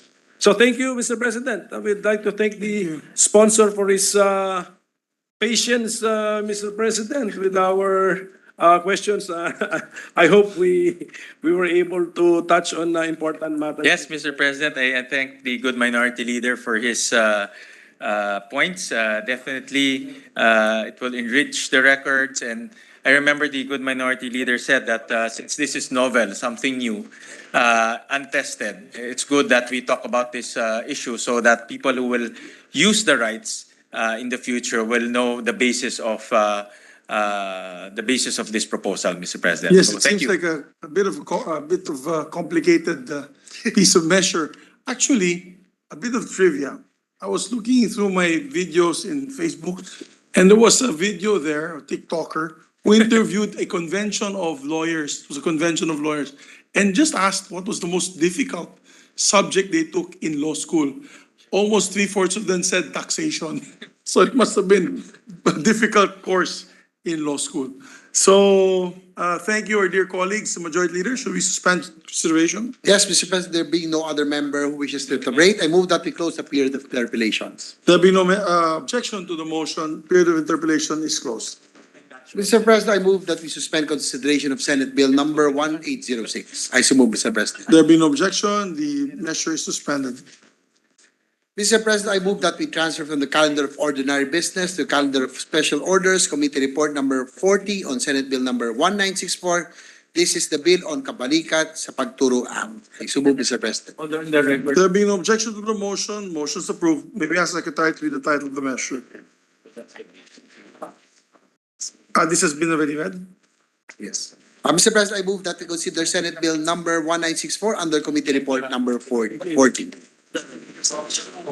And the piece of paper that I have here, it is for sponsorship, therefore, it's not for, to be transferred from, calendar ordinary business to special order. Thank you. That was the motion made by the Majority Leader, which we approved. Therefore, we ask the Secretary to read the title of the measure. An act institutionalizing the grant of a teaching supplies allowance for public school teachers and appropriating funds therefore. Mr. President, to sponsor the measure, may we recognize Senator Bong Revilla Jr., Chairperson of the Committee on Civil Service, Government Organization and Professional Regulation, to deliver his sponsorship speech. Our distinguished colleague, Senator Bong Revilla, the Gentleman from the great province of Cavite is recognized. Ginoong Pangulo, mga kabalikat dito sa Senado, mga kasamahan sa pagsulong ng karapatan at kapakanan ng ating mga guro mula noon at hanggang ngayon. Isang magandang gabi po sa ating lahat.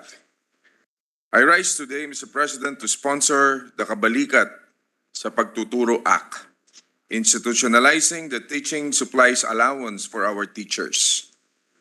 At the outset, our records will bear that this measure has been approved by the Senate on third reading in the 17th and 18th Congresses. There were no abstentions and no negative votes. Yes, Mr. President and esteemed colleagues, we have twice unanimously approved this legislation, and hopefully, third time's the charm. Sana. Sana. Inshallah. Ngayong 19th Congress, ako po ay nagpapasalamat dahil lahat po tayo sa Senado ay muling sumusuporta upang sa wakas ay maisabatas na ito. I wish to express my heartfelt thanks as all senators signed the committee report.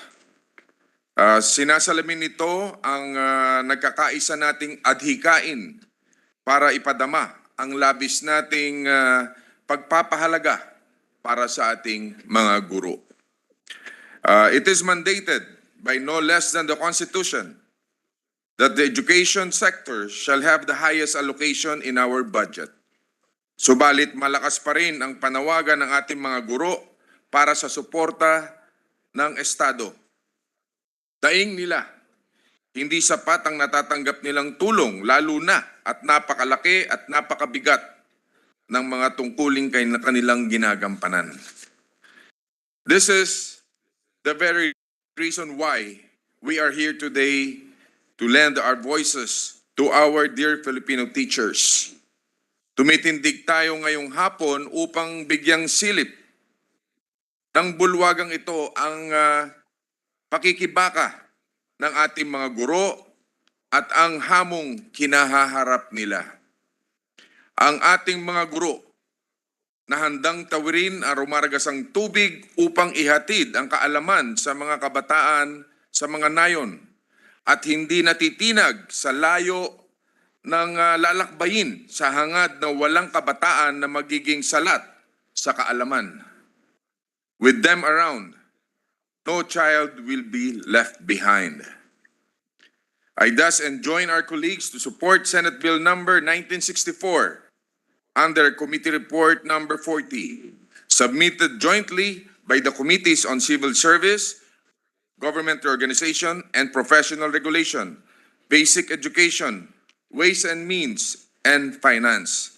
Let us approve this measure that is long overdue.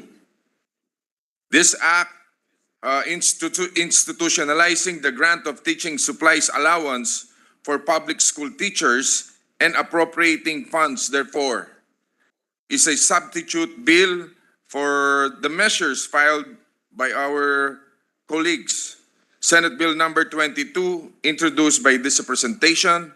Senate Bill number 94, introduced by Senator Angara. Senate Bill number 677, introduced by Senator Estrada.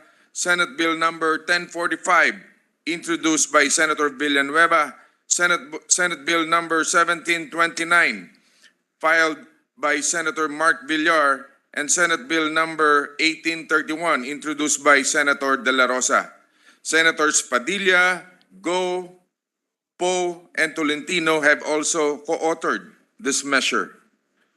Nakaukit na sa kasaysayan ang papel na ginagampanan ng ating mga guro sa buhay at kinabukasan ng mga kabataan.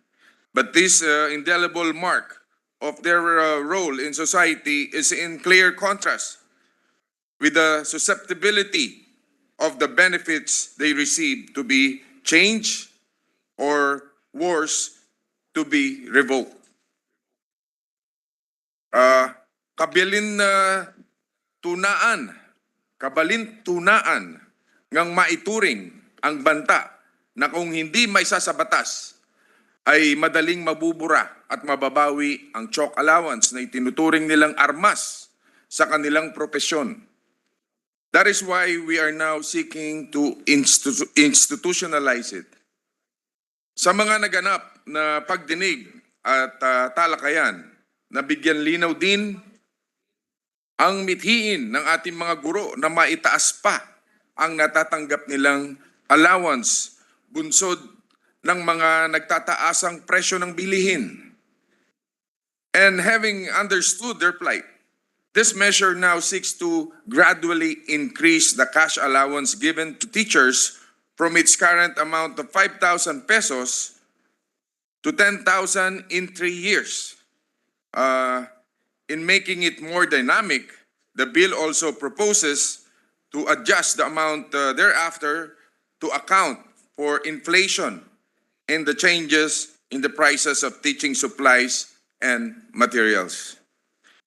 I first sponsored this bill in 2019, already recognizing the hardships and sacrifices of our teachers. Dumating ang 2020 at dinanas natin ang isa sa mga pinakamadilim na yugto ng ating kasaysayan. Hindi kaila sa atin ang pahirap ng pandemya. Isinara ang ating mga paaralan. Kinailangan maging online. Hindi naging madali ang nakalipas na 2 taon para sa atin at higit lalo para sa kanila. Hindi lingid sa atin ang tindi ng mga sakripisyo ng ating mga guro, lalong-lalo na noong lockdown. Batid natin na bilang frontliners sa larangan ng edukasyon, ibinuwis nila ang kanilang buhay para maitawid ang pangangailangan ng ating mga mag-aaral. And now, we're back to face-to-face classes again. But we are not out of the woods yet. We are still experiencing the effects of the pandemic. In a statement released by UNICEF last year, they called attention to the learning losses among our students, and the DepEd has reiterated their commitment to address this. Ang ating mga guro ay masasabing overworked and underpaid. The current cash allowance is 5,000 for the whole year. Divide that to 203 days, which is the total school days declared by DepEd for school year 2022 to 2023. Mr. President, 24 pesos lang po kada araw ang matatanggap nila. The current cash allowance also includes the 500 pesos allocation for medical examination. Ang ibabawas natin yan sa pambili ng mga materyales at kagamitan sa pagtuturo at papatakyan na 20 pesos lamang sa bawat araw. Magkano ba ang isang box ng chalk? 28. Ang isang box ng chalk ay 68 pesos. Ang bond paper ay 120 pesos ang isang rim. Ang pinakamurang plan para sa internet load. Mr. President, sa kasalukuyang 5,000 pesos na TSA o Teaching Supplies Allowance na nakapaloob ngayon sa GAA, we allocated 4.8 billion pesos. Kung gagawin natin itong 7,500 pesos next year, ay 2 billion pesos lang ang madadagdag. At kung magiging 10,000 naman, itong sa 2025 ay 4.5 billion pesos ang madadagdag. This is less than 1% of the total budget of DepEd, Mr. President.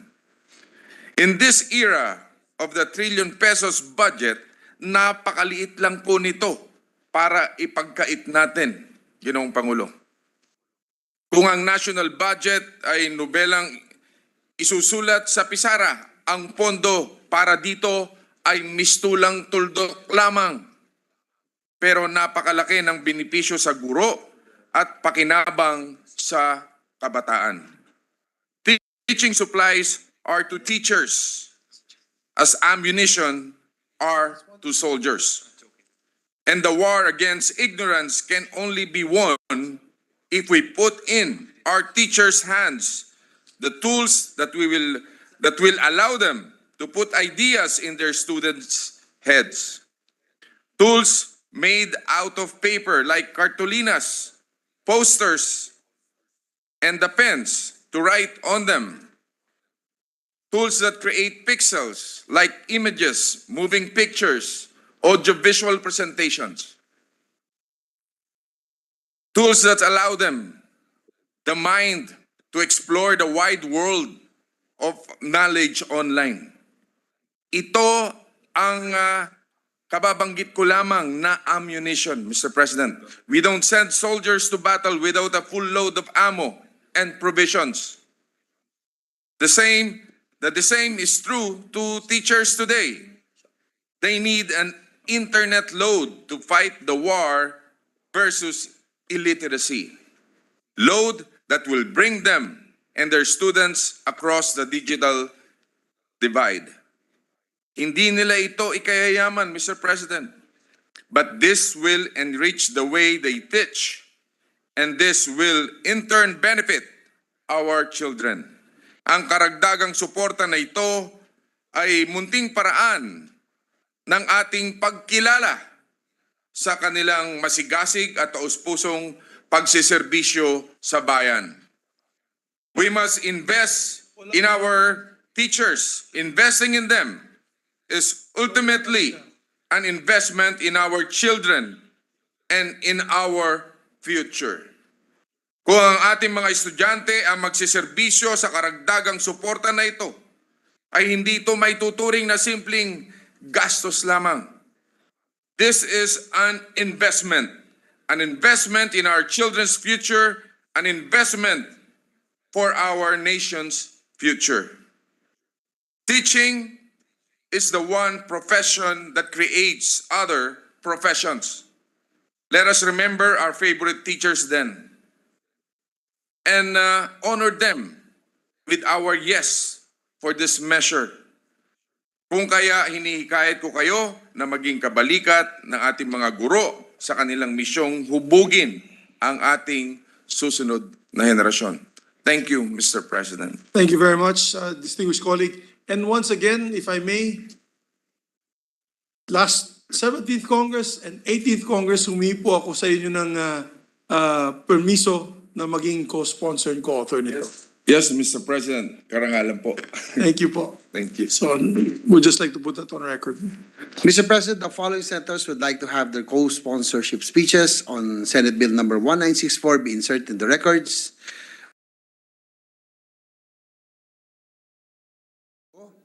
Senator Padilla, Senator Angara, and my favorite brother, Senator Estrada. Yes. I move that the speeches be inserted into the records. Very good. Yes, so manifested and recorded.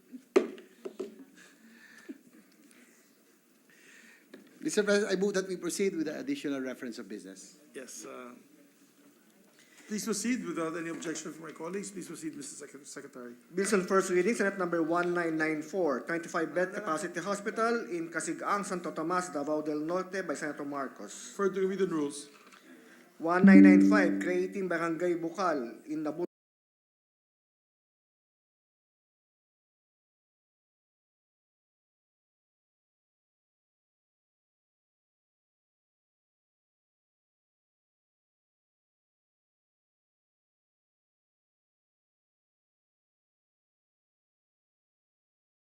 Drugs, local government, and finance. 1998, protection and incentives to freelance workers, Senator Lapid.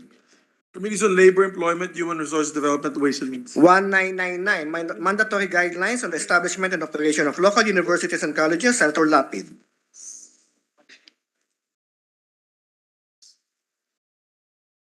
The committees on higher technical vocational education, local government.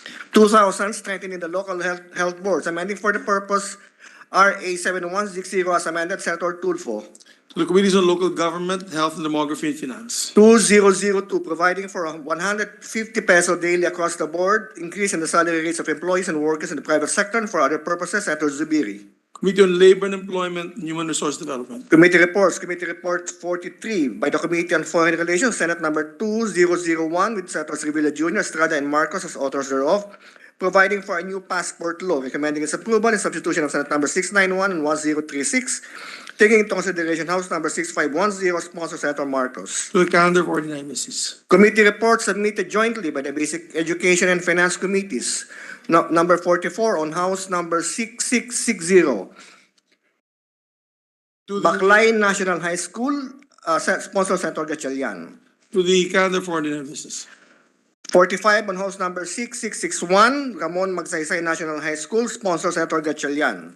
To the calendar for ordinary business. 46 on House number 6668, Gaspar Danwata National High School, sponsor Senator Gatchalian. Calendar for ordinary business. 47 on 6699, Ambatutong Elementary School, sponsor Senator Gatchalian. Calendar for ordinary business. 48 on 6700, Mariano Gomez National High School, sponsor Senator Gatchalian. To the calendar for ordinary business. 49 on 6663, Bukid Integrated School, sponsor Senator Gatchalian. To the calendar for ordinary business. 50 on 6664, TFS of Tambelang Integrated School, sponsor Senator Gatchalian. To the calendar for ordinary business. 51 on 6665, Kidaman Integrated School, sponsor Senator Gatchalian. To the calendar for ordinary business. 52 on 6695, Hibawan Integrated School, sponsor Senator Gatchalian. To the calendar for ordinary business. 53 on 6696, Nabitasan Integrated School, sponsor Senator Gatchalian. To the calendar for ordinary business. 54 on 6669,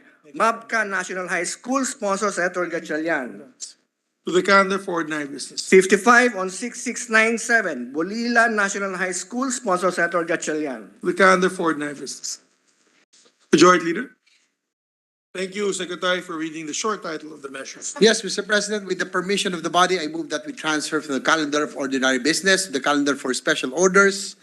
Committee Report number 44 on House Bill number 6660 pertaining to Baklay National High School in Tucuran, Zamboanga del Sur. Committee Report number 45 on House Bill number 6661 pertaining to Ramon Magsaysay National High School in Zamboanga del Sur, and Committee Report number 46 on House Bill number 6668 pertaining to Gaspar Danwata National High School in Malita, Davao Occidental. Committee Report number 47 on House Bill number 6699 pertaining to Ambatutong Elementary School in Paracelis, Province of Mountain Province, and Committee Report number 48 on House Bill number 6700 pertaining to Mariano Gomez National High School in Barangay Tabing Dagat, Bacoor City, Province of Cavite. I so move, Mr. President. There being no objection to the motion is approved. So the referred bills are transferred. Mr. President, with the permission of the body, I move that we consider House Bill number 6660, 6661, 6668, 6699, and 6700 as reported out under Committee Report numbers 44, 45, 46, 47, and 48, respectively. I so move, Mr. President. There being no objection, motion is approved. Yes, Secretary, to read the short title. Oh, no more. That's right. You already read it. Okay. Yes, Mr. President, with the permission of the body, I move that we recognize the sponsor of all the measures, the chairperson of the Committee on Basic Education, Senator Win Gatchalian, to deliver his sponsorship speech. Yes. We recognize the distinguished sponsor, Senator Sherwin Gatchalian. Thank you, Mr. President. Thank you, distinguished colleagues. Mr. President, distinguished colleagues, a pleasant night to you all. Afternoon pa ho kasi nandito. Today, I'm honored to sponsor 5 local bills that aim to separate extension or annex schools to become independent schools. These are House Bills number 6660, 6661, 6668, 6699, and 6700. Take into consideration Senate Bill number 1496. The extension or annex schools that we seek to separate from their mother schools under these proposed measures are the following. Tucuran Technical Vocational High School, Baklay Extension in the municipality of Tucuran, Zamboanga del Sur. Sapa Anding National High School, Ramon Magsaysay Extension in the municipality of Ramon Magsaysay, Zamboanga del Sur. Mariano Peralta National High School, Dato Danwata Extension in the municipality of Malita, Davao Occidental. Adang Elementary School, Ambatutong Extension in the municipality of Paracelis, Mountain Province. And lastly, Bacoor National High School, Tabing Dagat Annex in Bacoor City, Cavite. Once separated from their mother schools, the annex or extension schools will be known respectively as Baclay National High School, Ramon Magsaysay National High School, Gaspar Danwata National High School, Ambatutong Elementary School, and Mariano Gomez National High School. Kinong Pangulo, alam nating lahat na ang pagtamasa sa dekalidad na edukasyon ay karapatan ng bawat mamayang Pilipino, lalo na ng mga kabataan nating salat sa yaman. Pero kung ang realidad na bumubungad sa ating mga kabataan ay ang kulang-kulang na pasilidad, hindi sapat na bilang ng mga kaguruan, dagdag pa rito ang kilo-kilometro layo ng dapat nilang tahakin upang makatungtong sa pinakamalapit na pampublikong paaralan, paano lang natin masasabi na dekalidad talaga ang natatanggap nilang edukasyon.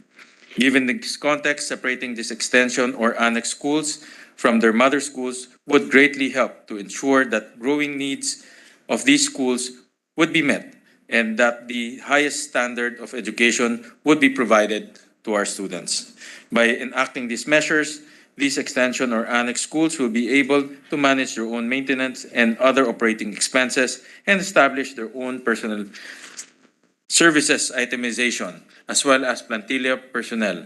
Therefore, the management of the main school will be decentralized, congestion will be avoided, and self-sustainability in surrounding communities can be achieved. Mr. President, distinguished colleagues, the Department of Education has already certified that these proposed measures comply with DepEd Order Number 40, Series of 2014, which is entitled Establishment, Merging, Conversion, and Naming, Renaming of Public Schools and Separation of Public School Annexes in Basic Education. In the interest of making education more accessible and responsive to our Filipino youth nationwide, I humbly seek the support of this esteemed body for the immediate passage of these measures. Thank you, Mr. President. Thank you very much, our distinguished colleague, Majority Leader. Yes, Mr. President, with the permission of the body, I move that we transfer from the calendar of ordinary business. Let's suspend first the consideration of this. Yes, Mr. President. Sorry.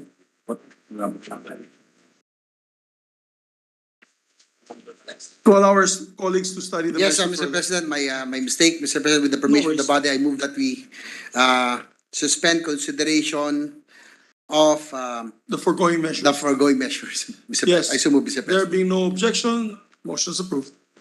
Thank you. Mr. President, with the permission of the body, I move that we transfer the calendar of ordinary business to the calendar for special orders, committee report number 49 on House Bill number 6663 pertaining to Bukid Integrated School in Jose Abad Santos, Davao Occidental. Committee report number 50 on House Bill number 6664 pertaining to Tribal Filipino School of Tambelang Integrated School in Malita, Davao Occidental. Committee report number 51 on House Bill number 6665 pertaining to Kidaman Integrated School of Jose Banta Santos, Davao Occidental. Committee report number 52 on House Bill number 6695 pertaining to Hibaw-An Integrated School in Barangay Hibaw-An Sur, Mandurriao District, Iloilo City. And last but not the least, committee report number 53 on House Bill number 6696 pertaining to Nabitasan Integrated School, Barangay Nabitasan, La Paz District. I so move, Mr. President. There being no objection, motion is approved. Mr. President, with the permission of the body, I move that we consider House Bill number 6663, 6664, 6665, 6695, and 6696 as reported out under committee report numbers 49, 50, 51, 52, and 53 respectively. I so move, Mr. President. There being no objection, the motion is approved. Mr. President, with the permission of the body, I move that we recognize the sponsor of all the measures, the chairperson of the Committee on Basic Education, Senator Win Gatchalian, to deliver his sponsorship speech. Our distinguished colleague, Senator Sherwin Gatchalian, is once again recognized. Thank you, Mr. President. Mr. President, honorable colleagues in the Senate, good evening. I rise today to sponsor 5 bills that aim to convert existing elementary schools in Davao Occidental and Iloilo City into integrated schools. In Davao Occidental, the 3 elementary schools that we seek to convert under these proposed measures are the following. Bukid Elementary School in the municipality of Jose Abad Santos under House Bill number 6663, Tribal Filipino School in Tambelang Elementary School in the municipality of Malita under House Bill number 6664, and lastly, Kidaman Elementary School in the municipality of Jose Abad Santos under House Bill number 6665. Meanwhile, the two schools in Iloilo City that we seek to convert under these proposed measures are the following. Hibao-an Elementary School in Mandurriao District under House Bill number 6695, take into consideration Senate Bill number 481, and Nabitasan Elementary School in La Paz District under House Bill number 6696. Once these proposed measures become laws, these elementary schools will be known respectively as Bukid Integrated School, Tribal Filipino School of Tambelang Integrated School, Kidaman Integrated School, Hibao-an Integrated School, and Nabitasan Integrated School. Ginong Pangulo, lahat tayo ay naging estudyante at lahat tayo ay napagdaanang kung gaano kahirap ang paggising ng napakaaga upang bumangon at makapaghanda para sa eskwela. Pero sa realidad, ang paggising ng maaga ay wala pa sa kalengkingan ng mga suliraning kinakaharap ng ating mga kabataan natin mula sa mga nabanggit kong lokalidad. Ang ilan sa kanila ay anak ng mga kababayan nating magsasaka, mangingisda at katutubo. Upang makapasok sa pinakamalapit na pampublikong paaralan, ang iba ay kailangan pang maglakad ng ilang oras dahil walang masakyang pampublikong transportasyon. Samantalang ang iba naman ay kailangan pang gumastos ng pamasahe dahil sa malayong distansya mula sa kanilang tirahan. Sa madaling salita, hindi pa sumisikat ang araw, ang ilan sa kanila ay patungo na sa paaralan, bitbit ang kanilang katatagan at pangarap na makapagtapos ng pag-aaral.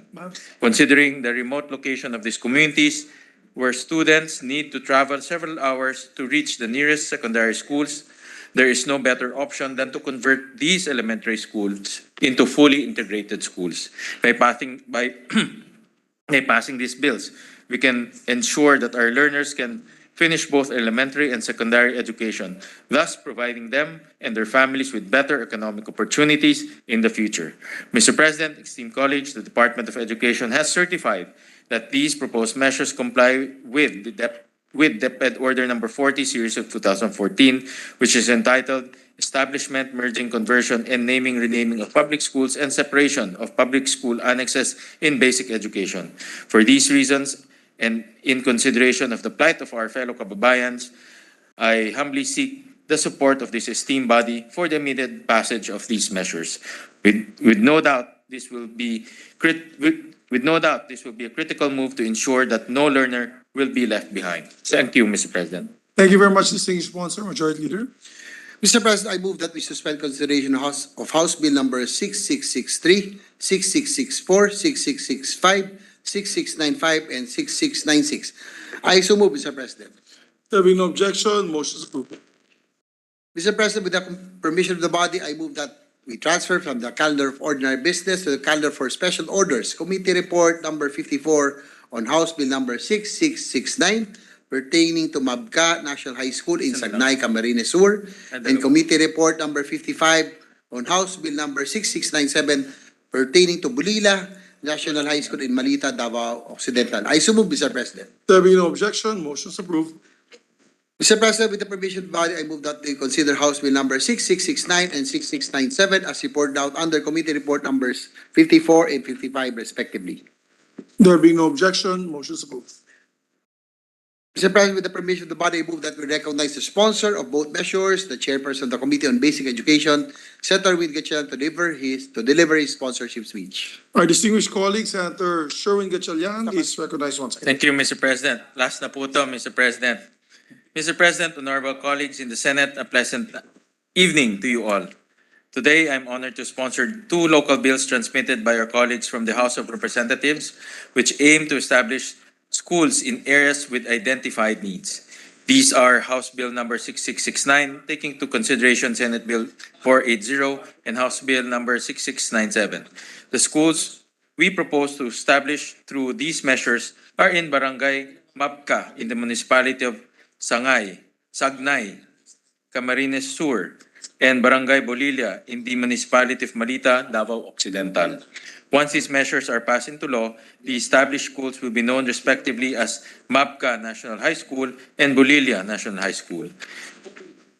Tama? The establishment of the schools, Mr. President, would be a crucial step in securing a brighter future for the expanding populations of this community, given the significant number of young adolescents. Learners can continue their full basic education without incurring excessive cost or placing themselves in danger by traveling long distances each day to reach the nearest schools. The school communities will thus have the opportunity to foster self-sustainability. I would also like to inform this honorable body that the Department of Education has certified that these proposed measures comply with DepEd Order Number 40, Series of 2014, which is entitled Establishment, Merging, Conversion, and Naming, Renaming of Public Schools and Separation of Public School Annexes in Basic Education. Ginong Pangulo, ang pagtatag sa mga paaralang ito ay pagtatag din ng magandang kinabukasan ng bawat kabataan at kababayan natin mula sa Sagnay, Camarines Sur, at Malita, Davao Occidental. Bilang mga mamabatas, nasa kamay natin mismo ang susi upang matugunan ang kanilang panawagan na maiangat ang kalidad ng edukasyon sa kanilang komunidad. For these reasons, I humbly seek the support of this esteemed body for the immediate passage of this measure. Thank you, Mr. President. Thank you, distinguished colleague. Majority Leader. Yes, Mr. President, admin matters, Senator. Suspend. Sorry, Mr. President. Mr. President, I move that we suspend consideration of House Bill number 6669 and 6697. I so move, Mr. President. There being no objection, motions approved. Mr. President, admin matters, Senator Legarda would like to have her co-sponsorship speech on Senate Bill number 1964 be inserted into the records. I so move, Mr. President. There be no objection, motions approved. Likewise, Senators Revilla and Go would like to have their co-sponsorship speeches on the following bills be inserted into the records. House Bill number 6660, 6661, 6668, 6699, 6700. I so move, Mr. President. There be no objection, motions approved. Likewise, Senator Revilla would like to have his co-sponsorship speech on the following bills be inserted in the records. House Bill number 6664, 6665, 6696. And also Senator Go would also like to have his co-sponsorship speeches on House Bills numbers 6663, 6664, 6665, 6695, and 6696 be inserted in the records. I so move, Mr. President. There being no objection, motions approved. Last, Senator Revilla likewise would like to have his co-sponsorship speech on House Bill number 6697 be inserted in the records, and Senator Go would also like to have his co-sponsorship speeches on House Bills number 6669 and 6697 be inserted in the records. I so move, Mr. President. There being no objection, motions approved. Mr. President, with the consent of the body, with the conformity of the chairperson of the Committee on Trade, Commerce, and Entrepreneurship, Senator Mark Villar, I move to transfer the primary committee referral of Senate Bill number 437, the bill pertaining to CCTV Act of 2022, from the Committee on Trade, Commerce, and Entrepreneurship to the Committee on Public Order and Dangerous Drugs, to make a secondary referral thereof to the Committee on Trade, Commerce, and Entrepreneurship. I so move, Mr. President. There being no objection to the motion, motions approved. Mr. President, there being no matters to discuss, I move that the adjourned session until 3 o'clock in the afternoon of Wednesday, March 15, 2023. Before we adjourn, I'd just like to say we had a very productive day today. I would thank my distinguished colleagues in the minority as well, the minority leader, the deputy minority leader. And just for the record, we passed on second reading the strengthening of the conservation and protection of Philippine cultural heritage through cultural mapping by Senate President Pro Tempore. We also passed the One Town, One Product Philippines Act, the No Permit, No Exam Prohibition Act, the Student Loan Payment Moratorium during Disasters and Emergency Act, and of course, one local bill, the extending of terms of the president of the Adyong Memorial State College. So congratulations, ladies and gentlemen. This is a team effort. We want to thank all our colleagues for this endeavor. And hopefully, we have 17 bills for third reading on Monday. So we have been a very productive Senate, contrary to what other people will say. Therefore, without further ado, We have to thank the Minority Leader, of course, I mentioned earlier, together with their distinguished sponsors of the measures. Without further ado, I move that we adjourn session until 3 o'clock in the afternoon on Wednesday, March 15, 2023. A pleasant good evening, everyone.